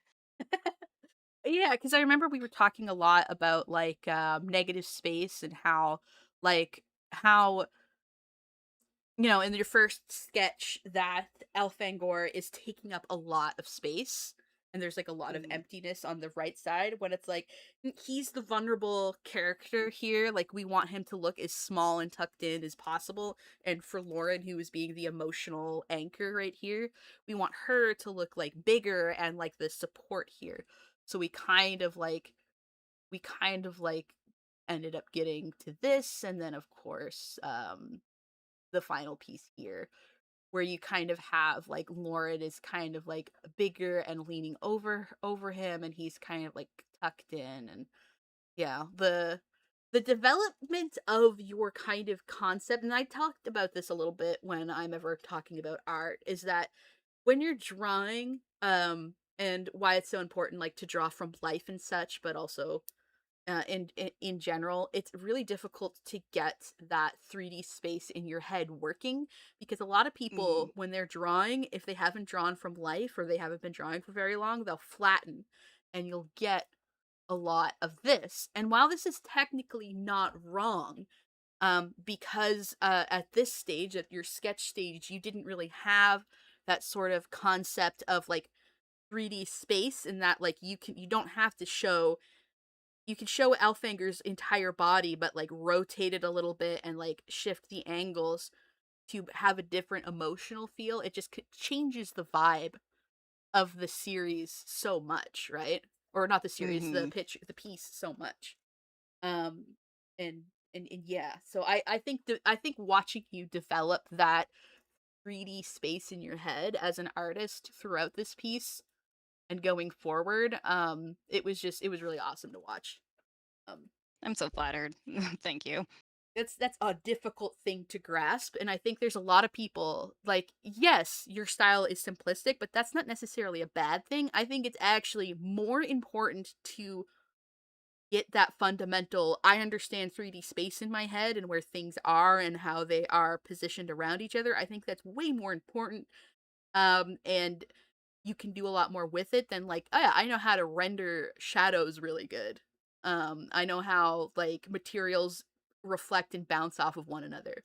Because once you develop that 3D space in your head, lighting and rendering, you're actually a lot more accurately able to do that because you're like, well, obviously ambient occlusion happens here because like I understand three-dimensionally what's going on and subsurface scattering, and like that's all very advanced stuff. Sometimes people learn that first before they learn what you learned, honestly, very quickly, because you pick that up real fast. And I was very impressed. Um, Considering you only seriously started like pursuing drawing like 3 years ago, I think you said. Um, Like taking it seriously, like I am now. yeah, But yeah, yeah, yeah. Well, yeah, that's what I mean. Like taking it seriously, because yeah. everybody doodles and stuff. But like the fact that you started taking it seriously 3 years ago, and like I'm very flattered that you credit me a lot with helping you develop that. But like it is very impressive, uh, you personally developing that as fast as you did, and I'm very proud of you. Like Thank that you. seriously is impressive, and I think that I'm really excited to see where your art is a year from now because I think you're going to Aw, be even thank better. you. Torren, if you need to head out pretty soon, would you like to go ahead and we can get back to me if you want to talk about your goals and stuff. Because I think that we really, really benefited from having you in the zine. Like you helped a ton, like just kind of with research and stuff, and helping the other writers and stuff. You were a boon to have, and it was. I think the zine is better because you were there. Well, thank you. It was a lot of fun. It was really gratifying to participate in. So my stuff was all text, so not very shareable. Also, I hope in a year from now I'm not embarrassed. The Google application form for the zine very specifically said you could submit as many pieces as you want. Um, Folks, I'm eating up 50 pages of the zine. uh, That's okay, For good buddy. reason. For good More reason, cut, mind you. more cakes. Yeah, I yeah. don't think anybody's complaining. But I'm glad to hear that because I'm like I was 10% afraid maybe they would. It's like, man, we have this brutal, devastating series that we love. Why does this Torren guy keep on coming in with his slapstick? Um, so I contributed 3 one-shot fixed to the zine. The first one, it actually took me I went into Discord and found it. The first time I pitched it to my buddy Seg, who by the way, he also has 2 pieces in the zine. Um, it was just under 3 years ago, and I never made it off page 2. I couldn't write the damn thing, so I finally got it done for this. It's called Going Commando. It's It is so this much fun. ridiculous oh, thank you. It is this ridiculous idea that after Lyra from The Decision, my favorite book, the Andalites are like, "Huh, we can't get a battle fleet together to save Earth, but if 6 idiots can, save a whole planet, if we just send 6 warriors undercover to Earth, they'll be able to take care of this in, like, a month." So there's actually 2 different teams that do it without telling each other, so the very first thing that happens is one of them dies by friendly fire, and then it turns into basically an "and then there were none" situation. with every scene taking place in the background of a different Animorphs book, and it That's goes so good. exactly as you'd expect. And I had a lot of fun with like just doing stuff with text formatting and stuff, and the characters slowly going insane. I'm really happy with that piece. It is unapologetically weird, like as weird as I could make it while still giving it a linear plot. Um, the other one I did, which is literally I wrote it because I can't draw, because I just envisioned this forever as a comic, and I expanded it slightly. I have this weird fascination with like how most of the controllers in the series actually have really boring earth jobs. Like there's someone who just has to work at a McDonald's forever, but he's guarding a pool entrance. So it's construction workers in the Yerk pool who have to drill into the bedrock walls to try to expand it, and things happen. So that's the Perfect. shortest one I did. That's called Two's Company. Then the other one I did is actually one. It's the second ever serious fic I ever wrote. Um, it's called This Time We Won, and it's the story of how they got Aftran her whale morph, which is more complicated than you might think. Um, I had a lot of fun with that one. That one was actually really challenging to write. I think I pulled it off. It was very, very sweet. I was very delighted reading that one. Also, Thank you. I gotta say, it is so refreshing talking to like a cisgender straight guy that is unapologetically like, yeah, I write fan fiction. Because there's so many guys, it's like, yeah, this is a theory. It's like, bro, that's just your freaking fan fiction. That's not a theory. What are you talking about? So I appreciate that you're just like, So, yeah, I'm writing fan fiction. I mean, it's all in good fun. Yeah. This has happened to me twice. So, unironically, it's not groundbreaking or anything. My favorite movie is The Matrix, and then Hmm. I forgot about Animorphs for 20 years and came back to it. So twice now, stuff that I've really connected, and I found out, oh, this is like actually huge in the trans space. So I'm not a member of that community, but also like I immediately get it. Like, oh, I could see that. That's really obvious. That's not what I was taking from it, but that no, that's I see exactly where it comes from. So I think it's cool. Yeah. Yeah. No, yeah, no, I just, because you're also a YouTuber and you've done some videos obviously on Animorphs, and it's just so many times when people are like, oh, this is my little fan fiction. If it's like a guy, they're like, this is my theory. It's a fan fiction. Ah! So thank you for being Uh, upfront and honest about I that. I appreciate you. I try my best to be non-problematic, and you're always free to ignore me. I have no authority here. Now, what I appreciate, you're being earnest. You're letting the story be a story, and just like one point, I was listening to the timeline video. You're saying like, the beautiful thing about the moon, it's character relevant, and it's awesome. And they should have done this way. But my stupid project that I'm working really hard on needs the moon to be this way, and I'm mad at them for it. Like that's the stuff I like. I remember exactly what the sequence you're talking about. Yeah. Because like even Uh, just you go ahead. oh, no, I didn't have anything to say, that was just a noise, don't worry about it. Um, But yes, again, if you are interested in the Animorph zine, you can find a link in the description down below. It is free. You can get a Canva copy, a PDF copy, and there will be a print copy soon available. Please go check it out and check out all the wonderful artists that contributed. It was so much fun, and everybody, and the writers and the artists and everybody that contributed was very, very amazing. Yeah, I will just Uh, say this real quick. I've been reading the zine as we've been on stream. It's Mm. some really good shit. Y'all really, if you're still here by this point, y'all should fucking read this. It's really good. I feel like so obviously there's a whole bunch of Animorphs fan art out there. You know, a lot of it's on Tumblr. There's AO3 for fanfic. Like, it's not hard to find this stuff, but the zine pieces are really diverse and really high quality. And I think a lot of that is owing to the fact that there was a dedicated space for people to work on it Yeah. over 6 months, and there was a lot of Yeah. soliciting of feedback. So like everything got forged. It It's a really good it rem collection, and for people who just like want to go download one thing and have a bunch of good stuff in yeah. one spot, like It biased source reminds obviously, but the zine came out so well. It reminds me Hmm. so much of being in old fan spaces, and I hope that, because the Discord, we still have it. I hope we keep it going. I don't know if we want to make it a yearly thing, but like it would be nice to do it more than once. And Yeah. I just miss the days where there was dedicated spaces. Like I'm going here to look at Animorph stuff because like yes, there's fan art and fan fiction out there, but there's no centralized place and it's not curated, and it kind of Yeah. makes me sad that we don't have fan spaces like that anymore because that's like the internet that I grew up on. And I miss it. And I'm glad it just gave me a little piece of old fandom that I really, really missed. And I was like, man, fandom used to be actually really fun to be in. Uh, I'm gonna have to drop in just a couple minutes. Real fast, do you mind if I talk about some stuff in the zine from other creators who aren't here? Just basically I want to say what my favorite stuff yes, is. Go absolutely. for it. Um there's a fic in the zine called Dude, Where's My Cat? That And one's been very popular. it's the story of Tobias enlisting Eric the Chia to try to rescue his cat. Um I love it, and I'm also a little bit jealous. In the Discord, it was the first fic that was shared. The creator asked for feedback. I went through and, like, not only is the story perfect, but, like, there's also no typos. They just casually dropped this perfect draft, and it feels exactly like what the cold open of Animorphs is in, like, the first dozen or so books. Like, that's Hmm. chapter 1 of a Tobias book that Hmm. didn't get written. It's perfect. I Yep. love it. My favorite cold read, so something that I didn't see until the zine came out.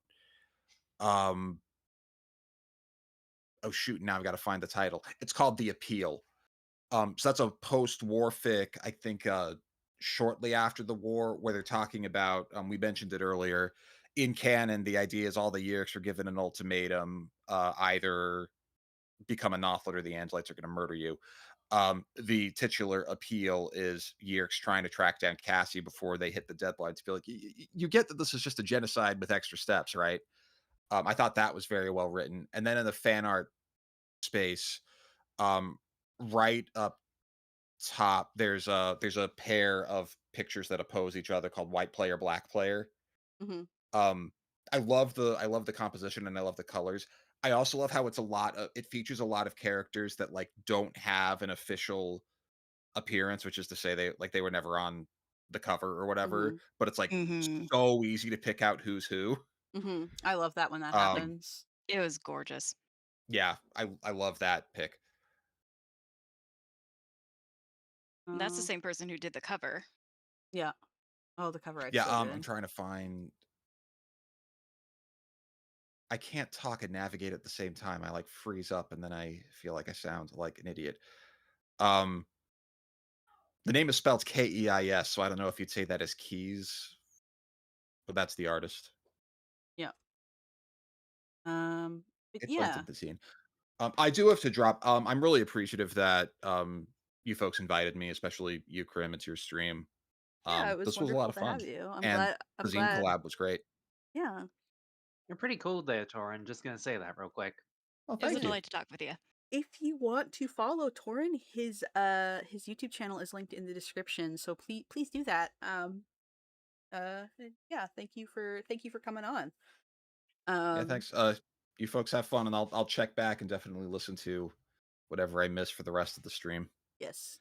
We But yeah, I got definitely to go rejoin reality. bye Have a good evening. bye. Take care. Uh I I still have some steam left. We are at the 3 hour mark, so if anybody has to go, like I'm not gonna hold it against you. We did kind of go on tangents a lot for this one. Wow. We yap. Surprise, surprise. So if anybody has to go, I will not hold it against you if you need to do that now. I'm good to stick it out. I would like to discuss my other piece before I leave, or before we call it a night. But other than Yeah. that, Yeah, I'm not ready to call it a night just yet. So, yeah. how are you doing, Chloe? I can probably stick it out for a little bit longer. Okay, perfect. So we're talking about the card piece, right? Yep. The title of that one is Royal Flush. Yes. I think it came out And really, really good. I Just like the want to say, symbolism. really love that piece. It's really beautiful. Yeah. thank you, thank you. I was very, very pleased with it because, again, like I was saying, like I got a lot of collaboration. I showed it way earlier in my drafts than I would when I than I normally would be comfortable sharing my sketches and stuff. So like they saw the very early versions where it just was basically lines and looked really crappy. And I was just asking for feedback. It's like, hey, who should be on which cards? How do we think this should arrange? Do we think the pattern looks good, et cetera, et cetera? And I do think that really elevated it. Like the putting the Animorphs logo on the shield was Torren's idea. Hmm. And because originally I was gonna have the cards be um the just the two symbols in the top and left corner, like how Jake's bigger card is. But I didn't like the way it was the composition of that, and I like the idea that Rachel has 5 hearts on her card showing. Hmm. One is missing. Hmm. Because my original idea for this was kind of just like really emphasizing how Jake will often like kind of describe the other Animorphs as kind of pieces in a game, and Hmm. like he's also a piece in a game. If you look, that he's in a bigger card and it's not the same one that they're in, and so kind of just from there and moving from the title, I feel like I was able to really kind of put as much love into the series as a whole while kind of celebrating the ending, which I know is divisive, but I don't have the balls to do anything like that. But I appreciate how brutal and uncompromising it was. It was not. I feel like morphing itself, even though it is horrifying, it is still an escapism to kind of imagine yourself as being able to walk into the shoes of another and try something new and take on a life beyond your own. And it Hmm. is the war that is forcing them to turn that into something evil. Hmm. Mm. I will definitely state the part about Jake holding all the cards, but himself being in a separate card. Holy shit, that was such a really good detail because it really speaks to just like the situation that they're in, but Hmm. also at the same time the actual vibe of like, oh yeah, Jake is cut of Jake's whole true nature about that whole. Hmm. Yeah, and like Hmm. the how the Alamus and the Cryak play into it, about how it's ultimately Yep. just a Yeah. game between them. Yeah, I'm gonna be And real. Chloe, I'm not gonna have a lot to say with stuff about design because I feel like that's more y'all. But I'm Yeah. happy to just like chime in every so often and be like, "Oh yeah, this is neat. I really like this." Yeah, it, yeah, I apologize, but it was like a big yeah, thing sorry that about we that. worked on for Do not six fucking months. apologize. That's more than okay. I'm just saying that right now. That's why I'm more quiet right now, Yeah. and why I'm happy to stick around just to be like, "Oh yeah, that was neat. I really like that." Um No, we're Now, was there anything else that you wanted to mention about the zine there, I just Paige? wanted to ask Chloe real quick. Do you notice anything about the pattern behind Jake?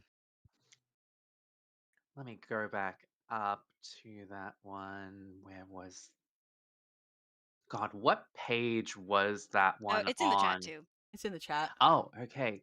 Oh, okay, cool. Good.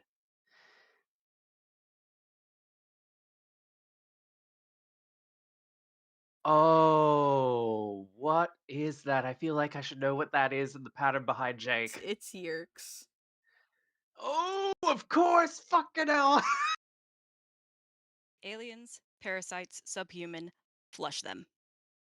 Prince Yep. Jake's royal flush. Uh, Whew. God. Oh, Yeah, chilling. it's Um, just it's the small little details. God. yep. I like the details on Cassie on Rachel's armor too, like the bear and the elephant. Looks good. Thank you. I was very glad that I was able to get her battle morphs in there. Yeah, the bear and the elephant, and if you look at the The sword eagle handle, sword, yeah. hmm but I think like one of my sleeper hits that I was surprised I didn't think to add it until way later in the game. If you look at Cassie's crown, Oh, is it a butterfly and a it's a caterpillar? butterfly and a yerk. Oh, a butterfly and a yurk. Okay, very nice. Now I was very pleased that I was again like the feedback from everyone. It helped this be elevated beyond what I could have done on my own, and I was very glad that like I've gotten so many things saying like I'm noticing so many little things, so many little love of the series because that was my goal with this one. The I fucking wanted it to broken be hearts. The fucking broken hearts on Tobias. Oh, yes. oh, that boy goes through so much fucking pain. hmm My little And if you'll skunkle. notice where his eye is looking, His eye is looking right at at It's Axe? looking right at Or is it, Rachel or Axe. well, or is it looking He's up at really looking. Jake? Oh yeah, he's really giving the side eye to Jake actually, because he's aware of that shit. Mm-hmm. It's like, yeah, that because like the whole thing about like Cassie and Tobias being specifically kept in the dark. So specifically because they would not have let the plan go through. It's like, you are not going through with this. I don't care if you think it's going to win.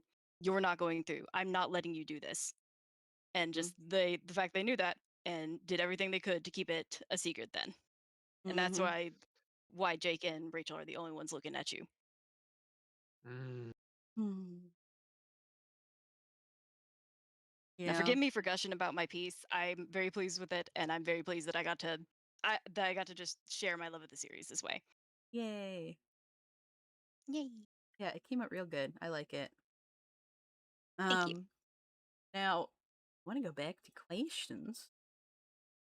Um, what's your favorite underrated moment or character? Okay, so I got a very tiny little moment in the Andalite Chronicles that I love. Mhm. You know, in the time matrix that the when they get closer to the time in the vortex, they get closer to the center of it and they start rapidly aging. Mhm. And right before Visser 3 shows up again, or Visser 32, um, Lauren is her fingernails and toenails are growing to the point where they are a foot up. Her toenails are growing through her shoes, and her fingernails have grown a foot. She is suffering right then. So, and like she's saying, like Elfinkor, she's kind of freaking out, and he looks out, tries his best not to freak out too. He tells her, "Stand perfectly still," and he swipes away the the toenail and the fingernail. And this does three different things. One, it shows that yeah, they're still being affected by the time matrix thing. Two, that um, Elfangor still very much cares about her and wants her to be okay. And three, it is giving uh, Visser 3 a chance to say, oh yeah, he's really fucking fast. I don't actually want to fight this guy. I'm not sure if I can win. Mhm. Because I feel like a dropped plot line that I really wish that came to fruition is that Visser 3, anytime he's trying to fight another Andalite, he backs down immediately if he's not just morphing. He Yeah. never wants to fight tail to tail. And I Yeah. feel like there was something there that didn't go to fruition, and I really wish it had. Yeah. Yeah. Underrated character for me would. Oh, sorry. No, you go ahead. No, you had, you had. Yeah, underrated character for me, Tom. Yeah. Yeah, I see that. Yeah. Tom, out of all the characters in regards to, like, I say this in regards to Tom, but also Tom's Yerk as well, or like the two Yerks that are in him at the at different periods of time. Tom as like all of those together is such like a complicated mess. Because Mhm. oh god, it's just like you really it's the main inspiration for why Jake wants to get into the war to begin with, because he realizes Tom is Mhm. infested by a Yerk, and the Yerk that controls him, like Temrash 114, I had to look up that one specifically. That fucker just causes so much pain and misery for Jake specifically, and then makes it so much worse because then he goes on to like to infest the governor of California where they live, and it's just like fucking hell. I don't think that actually But ends like, up coming to pass, right? Because Because he goes he into dies Jake in Jake. instead. Yeah. yeah, that or at least was going to be promoted to that. That's what I mean. Yeah. Sorry. Yeah, yeah, yeah. Yeah. If I may, like a post that was making a lot of traction on Tumblr was like the decision to not name the second Yerk. That it is Tom's Yerk, that they are so closely intertwined that like Tom haunts the narrative while being alive. Yep. Yep. Yeah. And That's a like good. everything regarding like haunting the narrative, like like Tom is like just sitting in the background, and it's just like, oh yeah, they gotta save him eventually, and they don't. They don't, and it becomes one of the most tragic fucking moments in the entire series. Mm-hmm. Yup. That whole thing right there, when I first read the answer, and I read like fucking Jake telling Rachel to attack Tom, and I'm like, what the fuck are you doing? Like, I didn't actually say what the fuck you were doing because I was young enough. I wasn't young enough to say words like that. But what are you doing?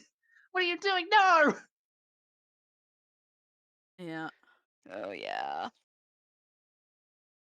I don't even If actually I could pull it super quickly back to Krayat, because I did re-listen to the first book where the Drode comes in, and that he gives the directive to Rachel. It's like, hey, you could have the power if you kill Jake, and at one point he even says, if you kill your cousin, Yeah.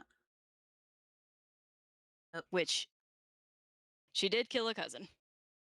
yeah, Hmm. just not the right hmm And just like the kind of messy, it's like, did Krayak win? We're not entirely sure. Hmm. um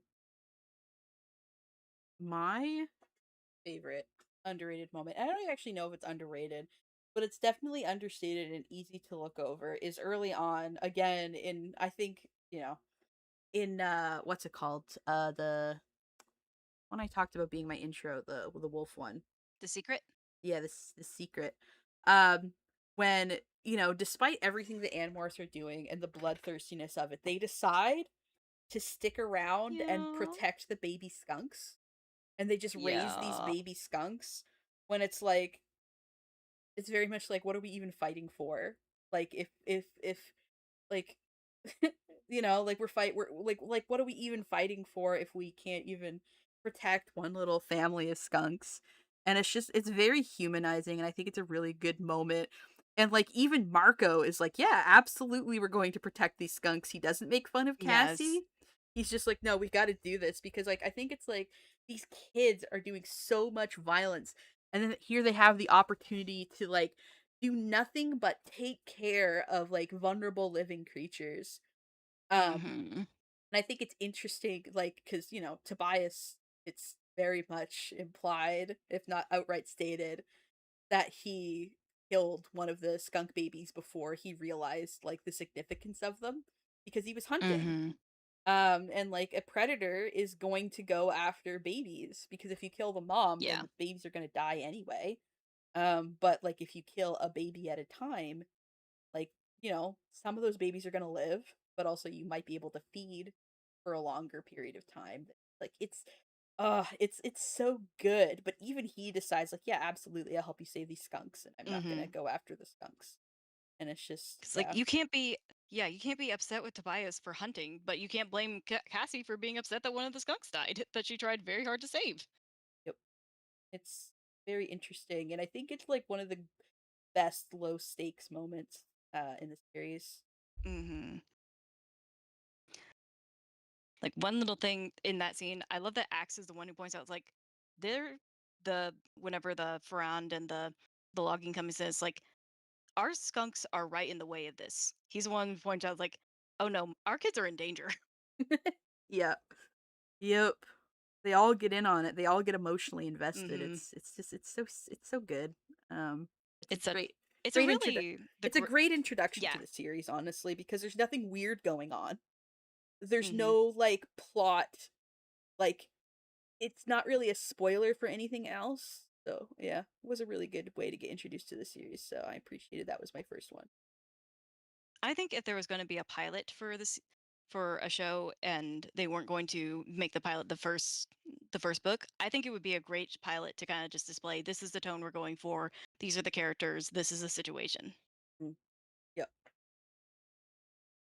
Um. Yeah. Next question is, what is your favorite relationship slash friendship dynamic in the series? Can be romantic, can be just friendly, can be familial, doesn't matter. I mean, I think you know the answer to this. Yeah, yeah. Do you have another one other than Alfangor and Lauren or Loren, as she's called in the audiobooks for some Loren. reason? Yeah, it's stupid. That's stupid. I'll not deny. But I do kind of want to talk about them because even though yes, I have my specific reasons, I do feel like they are very fascinating Hmm. and that like the repeated theme because whenever the Andalites say they're going to bring the abducted humans back to Earth, they say, like, if you're going back to Earth, you're going to have your memories erased. And they're both really distraught by it. And again, my queen Lauren, she finds out there's life out there. Is like, I'm going to get a boyfriend. Um, I want some of that blue alien dick. yeah. Which, to It's be honest, get it, girly. Get that blue alien dick. it is a shame I that the interspecies aspect of it isn't focused on as much. Like, but I understand why Unfortunately. that's why what my fics are Elfangor. for. Yeah, because like again, we were talking about this with some friends where it's like, well, he could have just like morphed human. It's like, yeah, but it's like every 2 hours, and it's like that's one thing if like it's not it's not like a thing that you're always doing. But Elfangor was like, no, I'm going to be living on Earth forever now. I can't Hmm. like, and it's like, oh, we have a day out at the park having a picnic. Um, realistically, how long can that picnic last? And things like that. Like, it's like, even if he was a house husband, he couldn't be out of the house for more than 2 hours at a time, and that would be very restrictive. And I think for this book and for the how he intended for it to be permanent, I think it makes sense that he went and decided to do like become a human nothlet. But I think that if there was like a growing pains era of him trying to maintain Andalite form, I think that would have been fun. Hmm. Yes. Hmm. And again, that's what my fics are for. But it also kind of satisfies the character arc of him kind of both like upholding his values as an Andalite while also choosing to actually, I'm going to accept this life of the aliens that I kind of look down on. No, I want to become them. I want to be part of this world that I love, and I want to truly, truly leave the world behind and become part of it. And I think that satisfies the character arc, and then he's drafted. Yeah.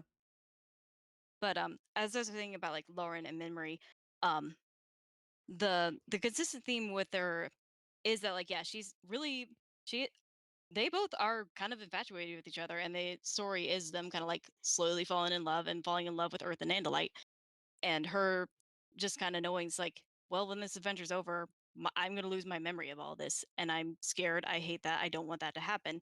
And it looks like they are going to get out of it with it all intact.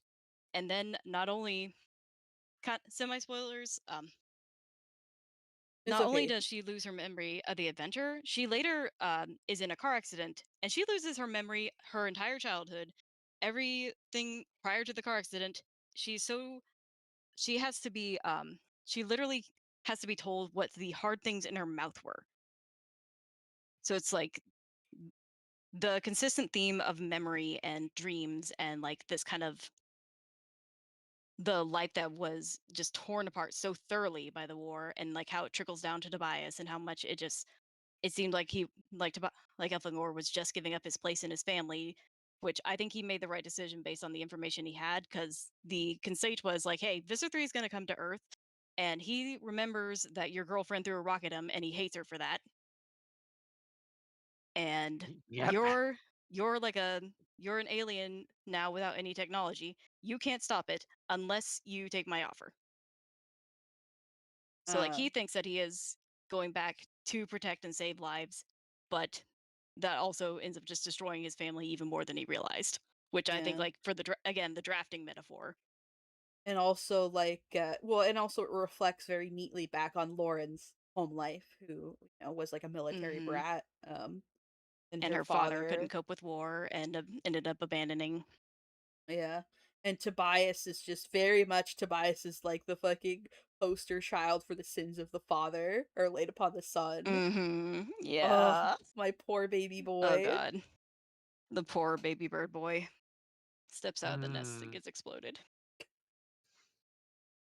Uh, um, what about you? What's your favorite relationship dynamic slash friendship slash whatever? I feel like I've made it clear by this point. Tobias, Rachel, absolutely love the both of them as characters separately.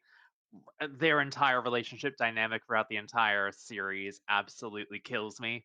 Yeah. Like, I know exactly what I'm getting into when I start reading it again, but dear lord, every single time I read, the both of them just slowly grow over the course of the series, Mm. and then having it fucking torn apart by the end of it through like fucking fate intervening at the end of it. Fuck me dead. It crushes my soul every single time. Uh, Tobias deserved a better happy ending by the end of it, but of course, that's the sad reality of it is that that's the sort of thing that fucking happens in war, and pieces of shit like Jake are the people that are telling you to do that sort of thing. can I pitch you something with my Yep, little T for T Tobias and Rachel propaganda? Um, yep. Yes. so going with the AFAB trans mask Tobias. Imagine like, cause he's kind of small and wimpy, and people pick on him. He's got like this long blonde hair, but like imagine when he kind of morphs back. We know that he can't change morphs on a genetic, so he still chromosomally have the same quote unquote sex. But technically speaking, his human morph is not his natural state anymore. It's an acquired morph. So, I don't know what it's called when, because you could kind of alter some things about the morph that you're going into. A little bit Frolis maneuver himself into being a bit more masculine. And one of the things that Rachel gets frustrated by in my little propaganda headcanon slash fan fiction is that you have a body that you like now. It's more aligns with your gender identity, like, and you still like, why, like, this is what you wanted, wasn't it? You have a body that you would want Mm-hmm. now. And she doesn't, and as a trans person herself, maybe gets a little bit like, I wish I could do that. I wish I could just change the way that I am to be more aligned. Like, you could just do that now if you wanted to. And there being a little bit of, because we know that Rachel gets very frustrated with Tobias for not becoming a human Nothlit. That's like a thing. But I think that this would add another aspect of like, hey, so Tobias, you're back in human form again, but you look a little bit different. And Rachel immediately picks up on it, right? Because as another trans person, of course she would. Um, and it kind of becoming like a, I just think it would add like such an interesting layer. It might have to become a fan fiction slash series of comics that I do. Um, would Let's be fucking go. would be fun. Let's fucking But go. what do you think? I, I'm there with you on that, honestly. Like that entire read of it, absolutely. Like I've just the T for T read by itself is something that I've yet to really discover with the both of them together. But like, absolutely, when you put it in my brain, I'm like, yes, yes, love that. Where it's like all of this, like, why does Tobias and Rachel get along so well? And it's like, while I do like the explanations in the book, and I do just like what it's like in the book, I think it would just add a whole other layer of like, nobody's gonna quite understand Rachel and Tobias the way that Rachel and Tobias understand Rachel and Tobias, because T for T. I don't know. I think that it adds like a fun element to it. And I am It definitely deepens it. biased. I am definitely biased as a T for T trans person, but it's just, you know. Just a little bit, but there's nothing wrong with that. Yeah, who cares? Who cares? I can have whatever I want in my brain. Yeah. Um yes, also I'm a Rachel and Tobias lover, but I also like since you already went on the Rachel and Tobias second favorite's got to be Axe and Marco, and how it changes from the beginning to the end. And I know that like Tobias and Axe are Shorms, but they're also like like that's his uncle, dude. Like that, you know. But but, I like Human plus Andalite equals Hawk. yeah, Mm, obviously. Um Chud's son, thought daughter, something, I don't know. Um or gay son, thought daughter, however it goes. I don't Jesus remember. Christ. Um no, I can't remember how that saying goes, but like, yeah, let's go Chud's son, thought daughter, whatever. I don't care. I don't even know what I'm saying at this point. But Yes, no, Marco and Axe, like I said, they resent each other at the beginning, but they get really close towards the end, and again, they become roommates. And I just think that like they're such an opposites friendship, um, that it just I don't know. I like to imagine that something could happen post canon, but post canon's a mess, so uh, we can dream, we can Yeah, dream. there's a little obstacle post canon we have to handle. Yeah. Which like my memory for like exactly the details of post canon, so you're gonna have to remind me because I haven't read the end of the series in a very long time. So Ram the blade ship. yeah, yeah, doesn't Ram the fucking blade shit. yeah, yeah, it's Axe dies, doesn't he? No, he doesn't. Wait, He gets um so objectively none of them are confirmed dead, but the pieces are there. yeah, yeah, yeah. I was like, yeah, but Rachel does definitely die, right? Yeah, right. Yeah. Rachel I mean, 100% dies. Yeah, The yep, Illamist confirms she is dead. yeah, they burn her ashes and they burn her They ashes. name a They they name a fucking ship after her. yeah, they cremate her and Tobias takes the ashes. yeah, Yep. yeah. Anyhow, uh. Yeah. I think Marco and Axe have great dynamics. Uh something they explored each other's bodies or whatever. Um um what is your favorite battle morphs? Selves or characters or both. Ooh. What was that, Paige? You like if we were to have a battle morph or the ones we like at the characters or both. The characters. Or if you have like a this is what I would morph in battle, that's also cool, but like yeah. Of the characters, their favorite the battle morphs they tend to go for. What do you like the most? Underrated one? I like the rhino. Mhm. I feel like it's kind of like Jake going more and more into the blunt brute force solution cuz yeah, it's a tank that can't see very well, but damn if it can't go through things. And I like that the rhino is breadcrumbed early on as well. Mhm. Um, is like he opens the I'm door, there's a very rhino right Yeah. there, and he's like, "Not that door," and he goes into the tiger yeah. instead. So it's interesting Yep. that they breadcrumbed that early on. Hmm. What were you gonna say there, Chloe? Oh, I've always been really intrigued by the fact that they have a second that like two of them have access to a fucking Hork-Bajir morph. And they don't access it very often. Yeah, it's very underutilized, but like it's one of those morphs where I just constantly think to myself, damn, honestly, this would fuck so hard if they used it so much more. I totally understand why they don't use it as much, but like, It, damn. It's kind of Tobias's second battle morph whenever it's a bit too rough and tough for a hawk.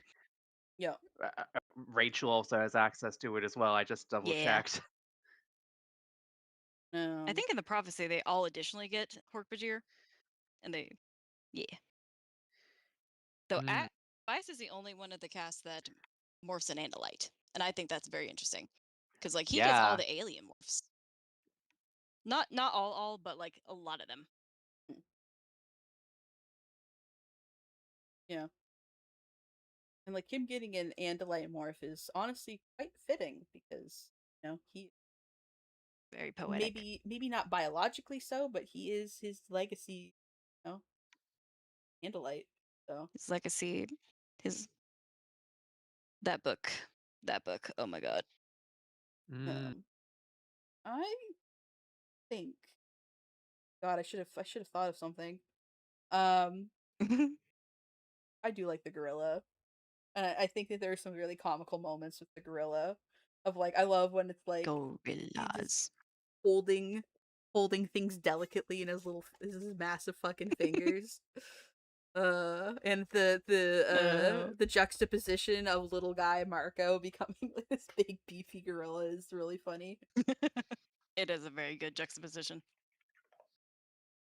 It's Uh, like something like very interesting about like his battle morph is Loki him trying to cling to his humanity as close as he can, you know?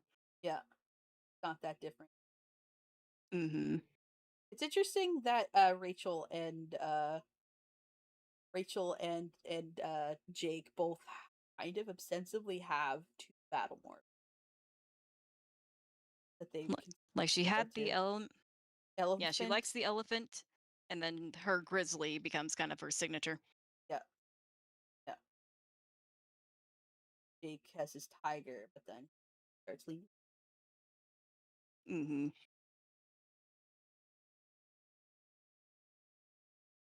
Axe is his battle morph. Yeah, yeah. That's an animal. What's gonna? Yeah. Uh, Mm. Chloe, did you say yours? I mm, the battle Hork-Bajir, morph? wasn't it? Yeah, yeah, the Hork-Bajir one. Right, right, right. Yeah. Yeah. Now, there's something that you would add or change about. We kind of have been touching it on that. Mm-hmm. One thing I would like with the chi, I would like for them to be either like more active pacifist, kind of like the working harder into the building peace aspect of it, or for them to be more explicitly a criticism of kind of the liberal pacifism of like, well, we don't want to dirty our hands and deal with that unsavory stuff. How they handled it in the Android is very interesting because you're basically Mm-hmm. like this is an Android. It has perfect memory, but they also kind of have the mentality of children because boys, Because they were toys. and like it affects them differently. Um, Mm-hmm. but also like Eric did ask for that. It was his idea. Yep. He thought them out. So like I don't like that it's kind of like the Animorphs are kind of blamed for doing something. Like I don't like the narrative of the android where it's like, well, you made them into killers. It's like, no, Yeah, you kind of Eric inflicted him. Yeah, no, he Eric was very active there. yeah, Eric sought them out. Eric asked for something that he was it was self-determined. Um uh how it ends up working out towards the end of the series now, that's something else, but the first time it happened, it was Eric's choice. Yeah. See, like calling Cassie the hypocritical pacifist when the Chi are right there. Come on. Yeah. Ugh. Cassie hate. Cassie hate feels so forced. It's the racism, baby. And the Yep. misogyny and the Oh yeah, that as misogynoir. well. Um, It's like her decisions are treated as the ones that like only have weight whenever it's a bad decision kind of thing. Was like the other characters are all very much active agents and can do their own thing and do their own thing whenever they want to. Mm. and there has been times when it's really fucked them over. But like they're Yup. also all kids. And we fucking calm Yup. down a little bit. Why do you have beef with a fucking 15-year-old? Yup. Um, yeah. I think I've mentioned a lot of what I would change, like the Cassie hair thing. I Mm-hmm. would change immediately. The Some of the scientific inaccuracies I would change. Um, I would change the pacing to be like longer books. Um, I think yeah, some of the scholastics meddling kind of I think shot them in the foot a little bit, but I think something you can look Honestly, past. yeah. Like aside from a lot of the meddling from Scholastic and the books being a bit longer, I really wouldn't change all that much. Like, well, also I would also change like Cassie's like thing that you mentioned with that one there, Grim. Like, I feel like that is definitely something that needs to change. Um, and it's such like it wouldn't affect anything other than like she has hair and she's more empathetic as a black character, not just a character that happens to be black. Um, Yeah. Yep. It's like malicious, no, but intentionality is good. yeah. Um, Yeah. What about y'all? Well, or I guess you kind of said that Hmm. it's mostly the scholastic meddling that you have a problem with. Hmm. Many such cases. Many such cases, yes. What about you there, Paige? I said my thing about the cheat. I think there was one other thing that I had. Oh, I mentioned earlier that like the kind of drop thing about like Alarin at Visser 3 backing down anytime that he had to tail fight an Andalite one on one. I really would have liked to see kind of where they were going with that because I felt like there was something very interesting that was brewing that I feel like is the biggest detriment to the Ghost Riders because I feel like prior to that, it had a really good sense of character continuity of like you can see even if like the plot elements are somewhat interchangeable, the characters that they are at the beginning and ending of each story are not. Like you can tell how they grow over the series. And I feel like Mm-hmm. that is the biggest thing that we lost in the Ghost Rider series. Mm-hmm. Yeah. Now I do have one final question to wrap everything up. And then if you have anything else to plug, you can add that on. But my last thing is uh the graphic novel and future modern adaptations. What are your feelings and thoughts? If you would like to go first, Chloe. I am very sad the graphic novel died a death at 6 volumes. I understand why it kind of ended the way it did because the way it was being released, we would have to wait another decade to get to the beginning. Not gonna lie, and honestly, yeah, it's by that point, it's just like, ugh. It's unfortunate because God, I want to finally see something past like the first third in visual format, not gonna lie. Yeah. That's why I'm sort of very hopeful about the adaptation that Disney's doing, like or whatever is being produced at Disney. Um Given the fact that they've done pretty decent with Percy Jackson, I am hopeful at best that they're going to do a pretty okay job with Animorphs. Yeah, me too. But given the Yeah. fact it's Disney, I'm just like sort of just like it's either going to be it's either going to be like probably the better adaptation of everything or it's going to be hot dog water. I think HBO could have also done really good because His That would Dark have been, yeah. Material series was also really good and maybe tonally fits it a bit more. Oh Uh, yeah. Now who did the Artemis Fowl movie? That was Disney. Yeah, because that sucked because we've been This is promised an Artemis Fowl book since like 2004, 2005. Waited until 2020 and it was absolute dog shit. This is why I'm saying with Disney, it's either going to be really good like Percy Jackson, or hot dog garbage like I Artemis Fowl was. Mhm. I will say that like yes, be critical of Disney, but our beloved Trash Fire Annie TV, that was Nickelodeon. Yeah. And they forgot that the girls got their own plots and kind of collapsed Rachel and Cassie into one character and only let one of them be on screen half the time. Yeah. Yup. It's like, Um, yes, be critical of Disney, but other studios are very much they would have liked to be the megacorp had they gotten there first. yeah, absolutely. W- it wasn't directly made by Nickelodeon, but But the if we're going that production. route, like most of the stuff is not directly made by Disney, they're just the distributor, you know? Yeah, yeah, that's true. Actually, Um, yeah. I don't like the graphic novel. I think it looks I really, think it is the most boring way to depict. Everything is so stiff. Like Yeah. it's the character design is so bland. There's so much same face. It looks like it was made by a amateur, and the fact that it's official is crazy because it looks. I'm sorry to the artist, it looks bad. It like it feels like I feel mean saying this, but it's like, was this guy's first ever comic? Because it doesn't, huh?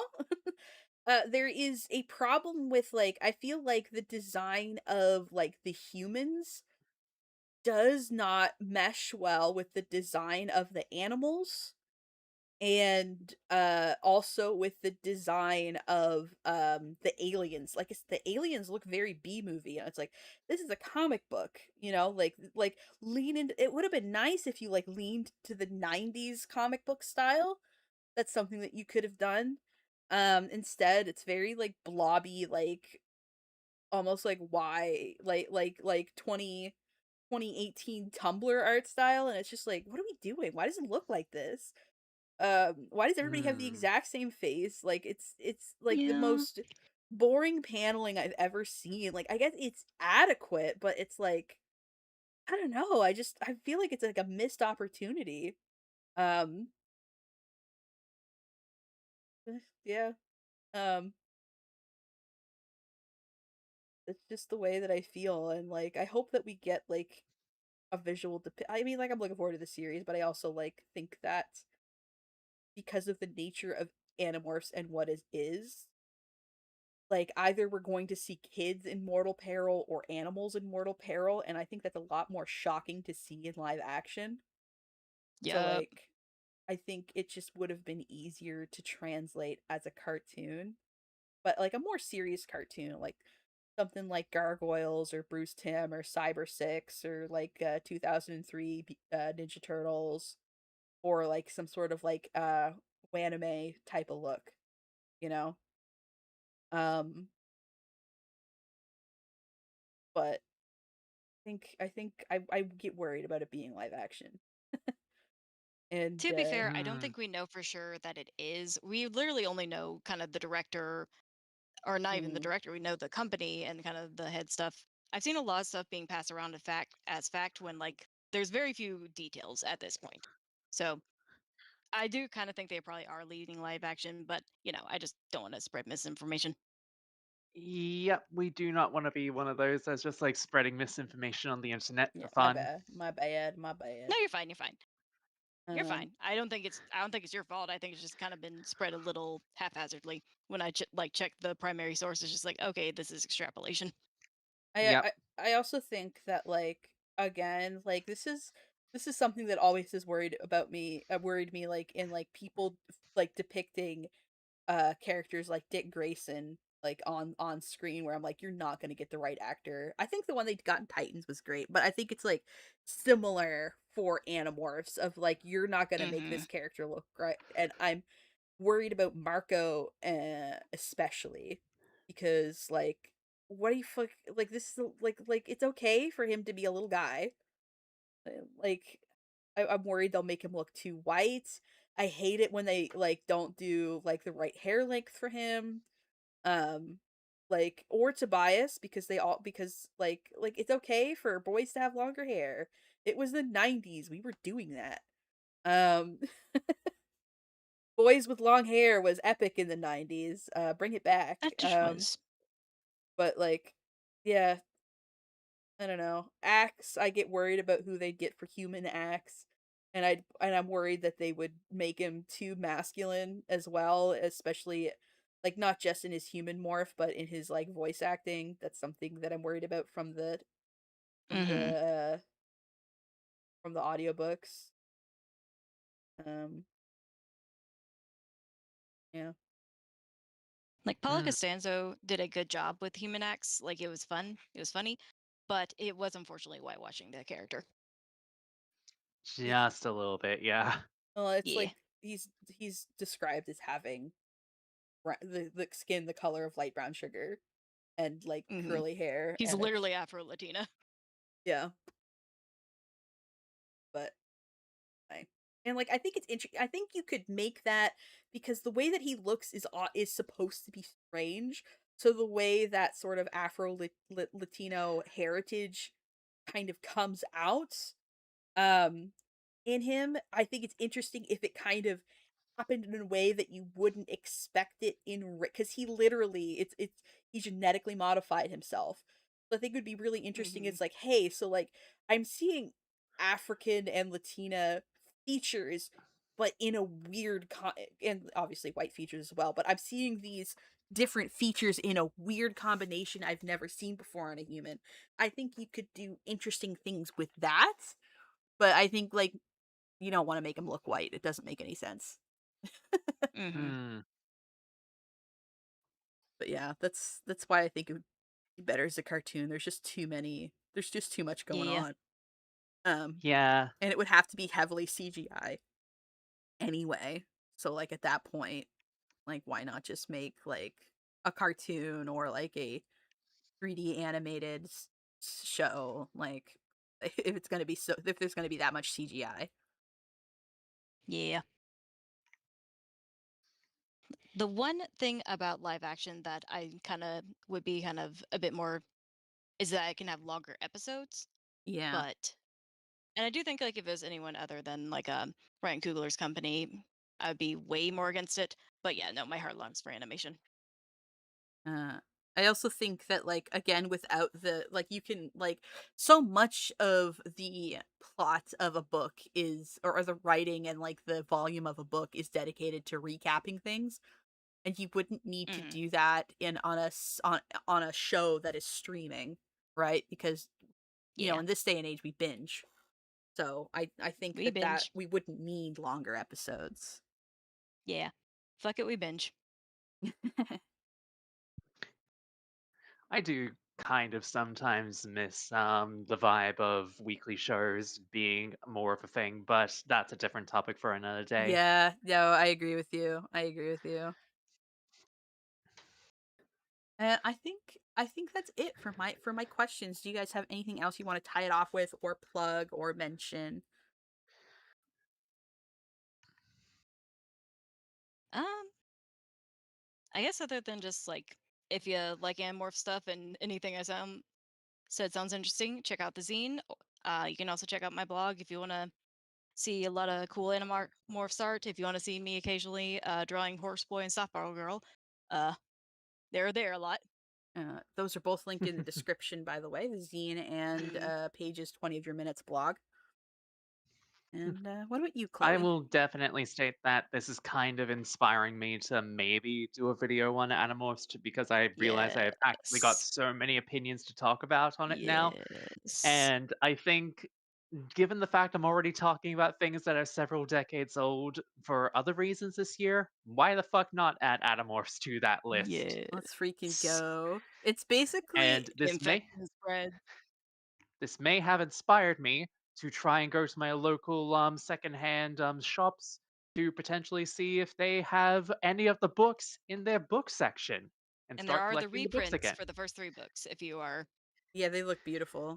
Paige they're got very me a beautiful. couple copies. Um, the yes. What was I gonna say? Frick. Chloe stuff is also Also linked in check the out description Torren's down channel. below. Yeah, check out Torrens. Right now, I think it's Torren, and then there's Torren is like the only Animorphs YouTuber other than this one guy who did a recap of the series, but he's kind of a freaking chud. So, Yeah. um, Yeah, I know who you're talking about, and that's unfortunate. so Are more you the fan of this series? Not sure, but whatever. AnyTube. We've gotta build the ranks. Let's We've fucking gotta go. we've gotta Yes, add yes, on to yes.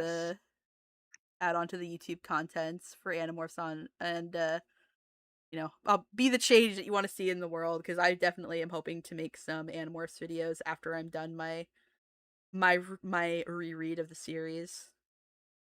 Hell yeah, let's fucking go.